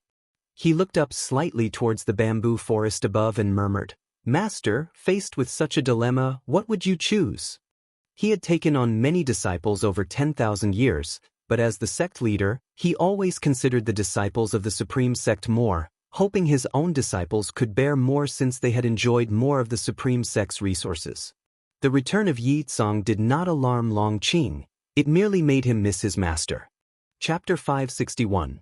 Breakthrough to Taiqing Golden Immortal Realm Perfection Hidden Spirit Palace. After Guan picked the medicinal herbs, he looked towards Chenluo and Su Ling, who were cultivating in the distance, who were now at the loose immortal realm, a long process from loose immortal realm to wandering immortal realm. Even disciples within the Taoist field of the beginningless were pushing through the loose immortal realm. After so many years, Chen Chuan had not encountered another mysterious cause and effect attack, and Guan was wondering whether or not to let Chenluo and Su Ling go. Not everyone enjoyed staying in one place to tirelessly cultivate. Deep Sea Dragon Carp came to Guan's side, still dressed in white. Although his features still carried the soft beauty of a woman, compared to 10,000 years ago, he carried a more distinct presence, making it clear he was not a female demon. "Master, do you need me to call them?" Deep Sea Dragon Carp asked respectfully. He was also at the loose immortal realm, but his minor realm far surpassed both Chenluo and Su Ling. Compared to the two, Deep Sea Dragon Carp's heart was simple. He just wanted to cultivate. Initially, to enter the hidden spirit palace, he had endured countless hardships, and he still remembered them, so he had no desire to leave. "No need. What magical treasure do you want?" Guan asked while stretching his muscles. "Magical treasure?" Deep Sea Dragon Carp's eyes lit up. He pondered for a moment and said, "I want a large flag, preferably one that could control the ocean." Although he was already aware of the existence beyond the celestial boundary, his heart was still with the ocean. As he read more books, he also began to form a goal, which was to dominate the ocean. Wuxia world. Sight Wuxia world. Said he wanted all creatures in the ocean to worship him as their lord. After hearing his request, Guan just nodded slightly without saying much. Refining 10 Dao treasures had not made him feel tired, because in this process, he was also comprehending the great Dao, and looking back, it still felt wonderful. Thus, he decided to continue crafting Dao treasures. Of course, not everyone could receive his Dao treasures. Like Chenluo and Su Ling, Guan saving them had already been in consideration of Chen Chuan's face. As his realm continued to rise, Guan naturally became more emotionally stable, making it even harder for someone to truly find a place in his heart and garner his concern than reaching the heavens. He was inherently someone who kept old loyalties. "Go and cultivate, I'll be leaving soon." Seeing Deep Sea Dragon Carp standing by not willing to leave, Guan spoke to send him away. He continued to stand there, admiring sections of the medicine garden in the hidden spirit palace, while he activated the lifespan breakthrough function. You have initiated the lifespan breakthrough function. Based on your current realm, you have been offered the following breakthrough locations: 1. Celestial Extreme 9 Heavens. 2. Ascending to Yellow Heaven. 3. Taiwei Earth Core. 4. Netherworld Deep Sea. 5. Desperate Celestial Tomb. 6. Path of the Great Tao. 7. Azura Abyss. 8. Misty Immortal Court. 9. Ling Mountain. Many of these places had appeared before. This time Guan directly ruled out Celestial Extreme 9 Heavens. He carefully pondered these names, and he was very interested in Ling Mountain. In Wuxia mythology, Ling Mountain was the Buddhist sect's dojo. Now that Celestial Court had appeared, he was not sure if this Ling Mountain was the same as the one in the mythology. Despite his curiosity, Guan did not want to go to Ling Mountain. He vaguely felt that the waters of Ling Mountain were very deep, other places looked very expansive, while Ling Mountain seemed like just one mountain. Even though the lifespan breakthrough transfer locations are temporarily safe, he did not want to risk it. For him, the bigger the better for breakthrough locations, so even if anomalies were created, no one would intrude into the lifespan barrier. Thinking it over, Guan decided to go to the Desperate Celestial Tomb. There should be no powerful beings in the tomb, or if there were, they would be sealed. Also, for some reason, seeing the Desperate Celestial Tomb, Guan felt a connection to this place. Transporting to Desperate Celestial Tomb will consume 10 billion years of lifespan. Do you wish to continue? Continue. The thought had just arisen when an unusual state that he had not felt in a long time enveloped Guan. He closed his eyes, losing all senses. After a while, Guan felt his feet touch the ground. He immediately initiated the lifespan barrier, and then opened his eyes. What entered his eyes were a series of ruined palaces and ancient stone pillars towering into the clouds, the ground undulating unevenly, no flowers or grass in sight, only yellow soil and rocks, with the far-off dust swirling into the sky, making the end of the scene indistinct. Vast and desolate, this was Guan's first impression. The Tao spiritual qi here was very dense, even denser than in the Celestial Extreme 9 Heavens, but the aura of the Tao here was not as abundant, with the path of cause and effect being particularly outstanding. This was actually good for Guan. Even though he had begun to explore other paths of the Tao, the path of cause and effect was still his main focus. Looking around, Guan did not feel the presence of any living beings. The Desperate Celestial Tomb was bigger than he had anticipated, endless to his heart-eyes sight. He was curious whether the whole world was inside the Celestial Tomb, or if this place was hiding it. He sat down on the spot and pulled up his attribute panel to check. Name: Guan. Lifespan: 20, 587/338, 542, 709, 068. Physique: primordial reincarnation, undying body. Cultivation level: balancing heaven, golden immortal realm perfection. Over 330 billion years of lifespan. This time, he would surely succeed in breaking through. Guan was filled with confidence. The last time he broke through, each crossing the tribulation had to wait 100 million years. Now that he had improved in all aspects, the waiting time needed for crossing the tribulation should not increase by many times. He immediately invested 10 billion years of lifespan into his cultivation level. You practiced qi absorption cultivation for 200 million years. You forcefully assaulted the Taiqing Golden Immortal Realm using your great achievement with the Taoist Dominator skill, started crossing the tribulation, but you did not endure the 3,000 Golden Immortal Breaking Tao tribulations. Crossing the tribulation failed. You practiced qi absorption cultivation for 400 million years. You forcefully assaulted the Taiqing Golden Immortal Realm using your great achievement with the Taoist Dominator skill, started crossing the tribulation, but you did not endure the 3,000 Golden Immortal Breaking Tao tribulations. Crossing the tribulation failed. It was indeed the Taiqing Golden Immortal. Once every 200 million years for a crossing the tribulation, not bad. In reality, a failed tribulation could mean severe injuries or even annihilation. Being able to restore cultivation level and condition within 200 million years at this level was rare. Quickly, the 10 billion years of lifespan were exhausted, all efforts ending in failure. Guan was not panicked at all. This was just the beginning. Another 10 billion years of lifespan. One notification after another popped up, but Gu En's attention was drawn to a huge palace in the distance. That massive palace was over 1,000,000 miles away from him. Compared to the surrounding structures, it was exceptionally magnificent. The gates alone were over 10,000 zhang high.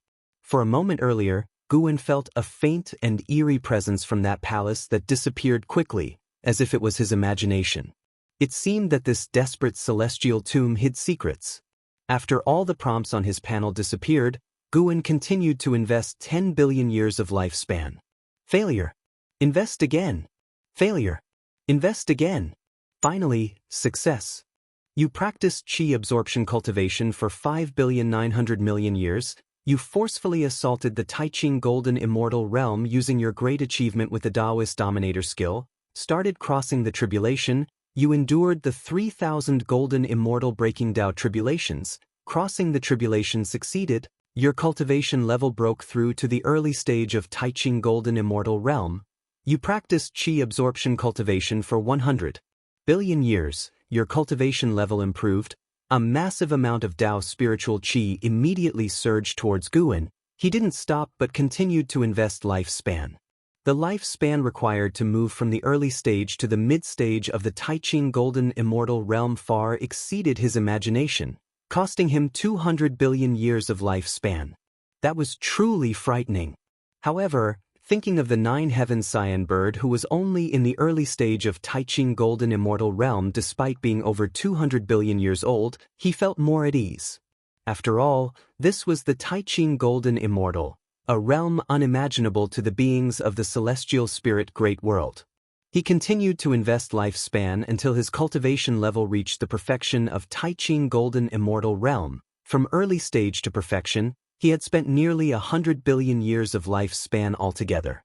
And he still had over 1.8 billion years of lifespan left.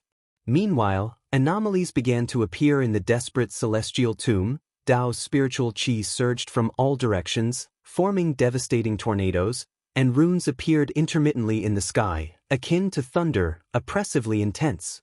Guan turned his gaze back to the distant huge palace. That trace of eerie presence he had caught earlier reappeared, his eyes intently focused on that half-open giant door, behind which was darkness, ominously severe. After a while, as Guan basked in the luminance of the great Tao, he squinted because he saw a figure walking out from that door.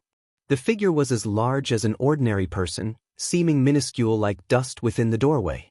From its shape, it seemed to be a person? Chapter 562. Sin, the catastrophe of the supreme sect under Gu En's gaze. A young boy with a full head of black hair walked out from the door. He looked to be just over 10 years old, very thin, dressed in a pair of tattered pants, his face smeared with dirt. He stood in the shadow of the gate, looking around nervously.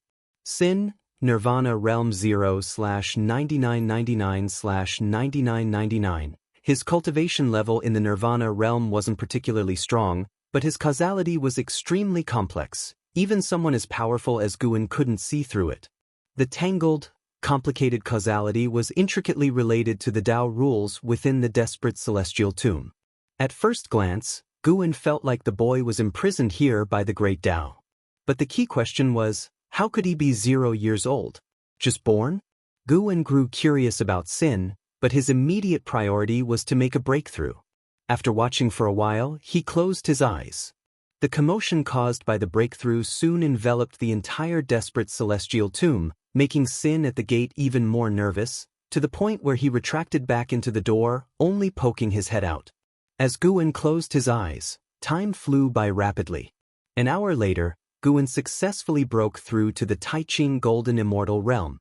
The state of being a Taiqing Golden Immortal still revolved around the elevation of the Golden Immortal Tao fruit, above which appeared a patch of azure sky evolved from the Taiqing, reminding Guan of the Heavenly Tao. The Heavenly Tao encompassed the Great Thousand World just like this. Wuxia World.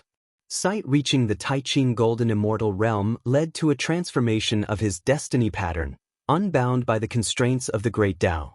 Even without passing through a world gate, Guan could leap out of the Great World. He could even glimpse the domains beyond the Great Thousand World. Nothingness, chaos, utter emptiness, without even light.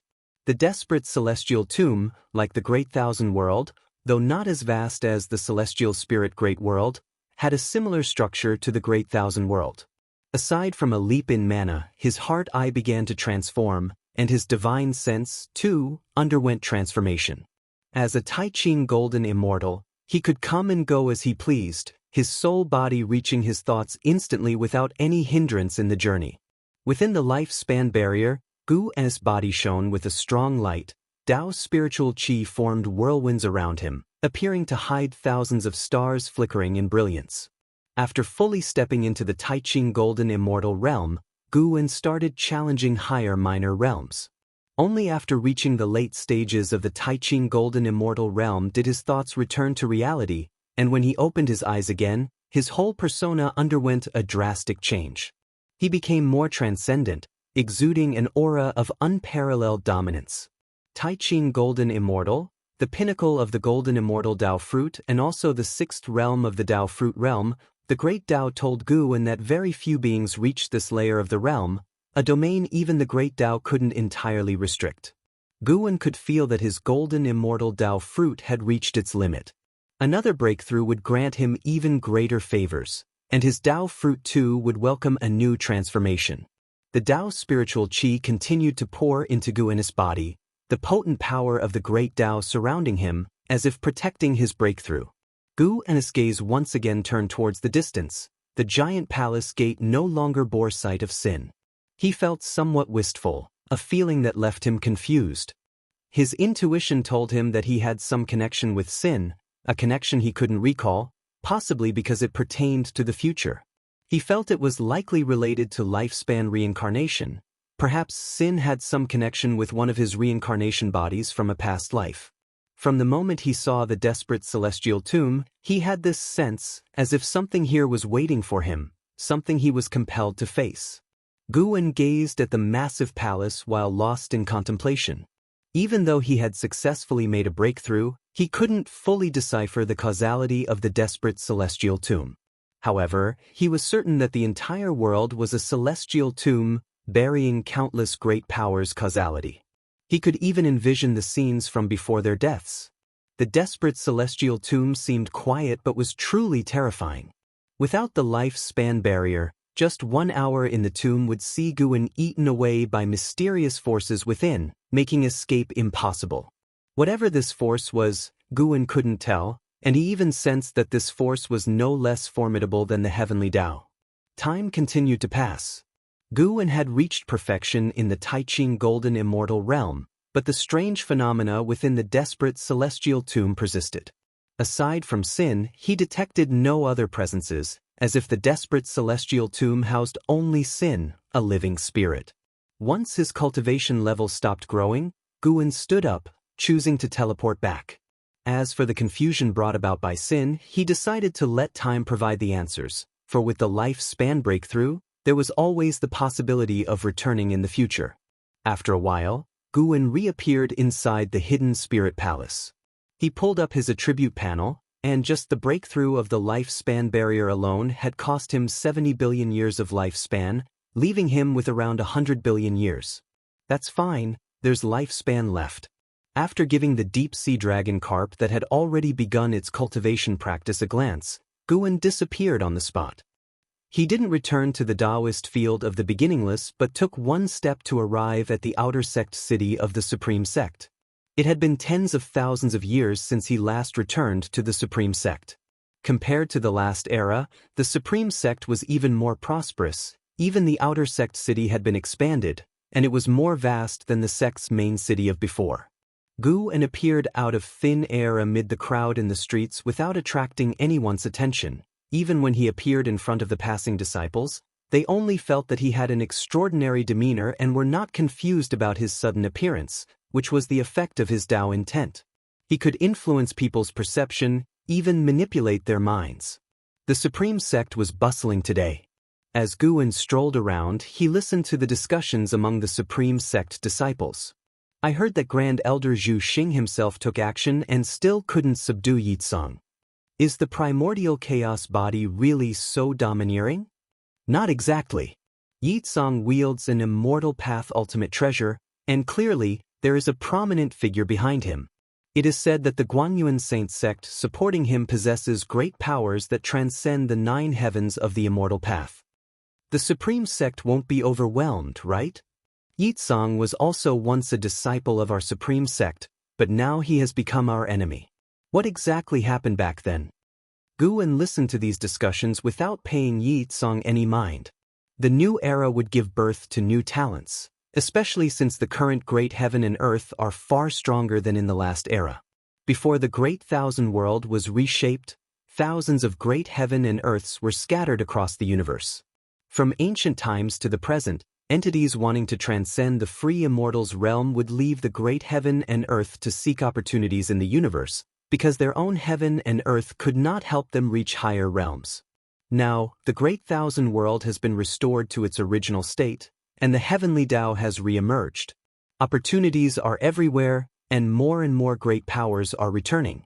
Some come from the river of the great Tao, others from reincarnation. There are myriad ways, making the overall strength of the celestial spirit great world rapidly increasing. As for the celestial court, perhaps standing too high, they have not noticed this, and the battle court is even more elusive. Returning to the supreme sect, Guan mainly felt nostalgic and wanted to come back and take a look. He walked slowly, admiring the street scenes along the way, and before he knew it, he had arrived in front of the library pavilion. This time, he didn't step inside. Compared to his last visit, the library pavilion had become majestically imposing, and he felt a sense of unfamiliarity. Old acquaintances kept surfacing in Guan's eyes, bringing a smile to his face. Though the old friends were no longer present, the memories of the past were so beautiful. Whenever he reminisced, his mood would become cheerful. Nowadays, very few people within the supreme sect could recognize Guan. These people are highly respected and often in seclusion, not the type to stroll around the outer sect city. Guan just stood in front of the library pavilion, looking at the building, lost in memories. The celestial vault behind him began to change color. Rolling thunderclouds approached from the horizon, quickly covering the sky above the outer sect city. As the world darkened, Guan's thoughts returned to the present. He turned around to look, and at the end of the earth, lightning flashed and thunder roared as if the apocalypse was upon them. Profound Yuan Free Immortal Realm's Grand Elder Zhu Xing couldn't stop Yitsong, or more accurately, couldn't stop the Immortal Path Ultimate Treasure in Yitsong's hand. The soul inside that Immortal Path Ultimate Treasure belonged to a heaven-encompassing free immortal from Luotian, and because it was just a soul, it could only exert the strength of a profound Yuan Free Immortal. Combined with the Immortal Path Ultimate Treasure, it had the power to sweep through its realm. Guan saw through the origin of that soul at a glance. This soul, named the Heaven-Supporting Ancestor, came from another Great Thousand World. When the celestial spirit god was preparing to destroy the Great Thousand World, he took advantage of the chaos in the Great Daos Order and sneaked in. He was fleeing a pursuit, with transcendent forces seeking to execute him. Later, the Heaven-Supporting Ancestor encountered Yitsong. He was attracted by Yitsong's physique and, after thousands of years of companionship, they built a deep connection. Yitsong was determined to seek revenge, and the Heaven-Supporting Ancestor could only support him. After defeating Zhu Xing, Yitsong rapidly advanced towards the Supreme Sect. Yitsong, who was over 9,000 years old, had already reached the cultivation level of a loose immortal and was not far from the wandering immortal realm. His talent could indeed be considered top-tier in the current era. However, his strength was mainly due to his reliance on the Heaven-Supporting Ancestor. The world was unaware of the existence of the Heaven-Supporting Ancestor, so Yitsong's talent was overestimated even more. Simultaneously, on the edge of the continent, above the rolling thunderclouds, a man in black clothes advanced against the wind. His face was stern with sharp eyebrows and eyes. His right hand held an ancient cyan tower that continuously burst forth with rainbow light, battering the sea of clouds. He was Yitsong,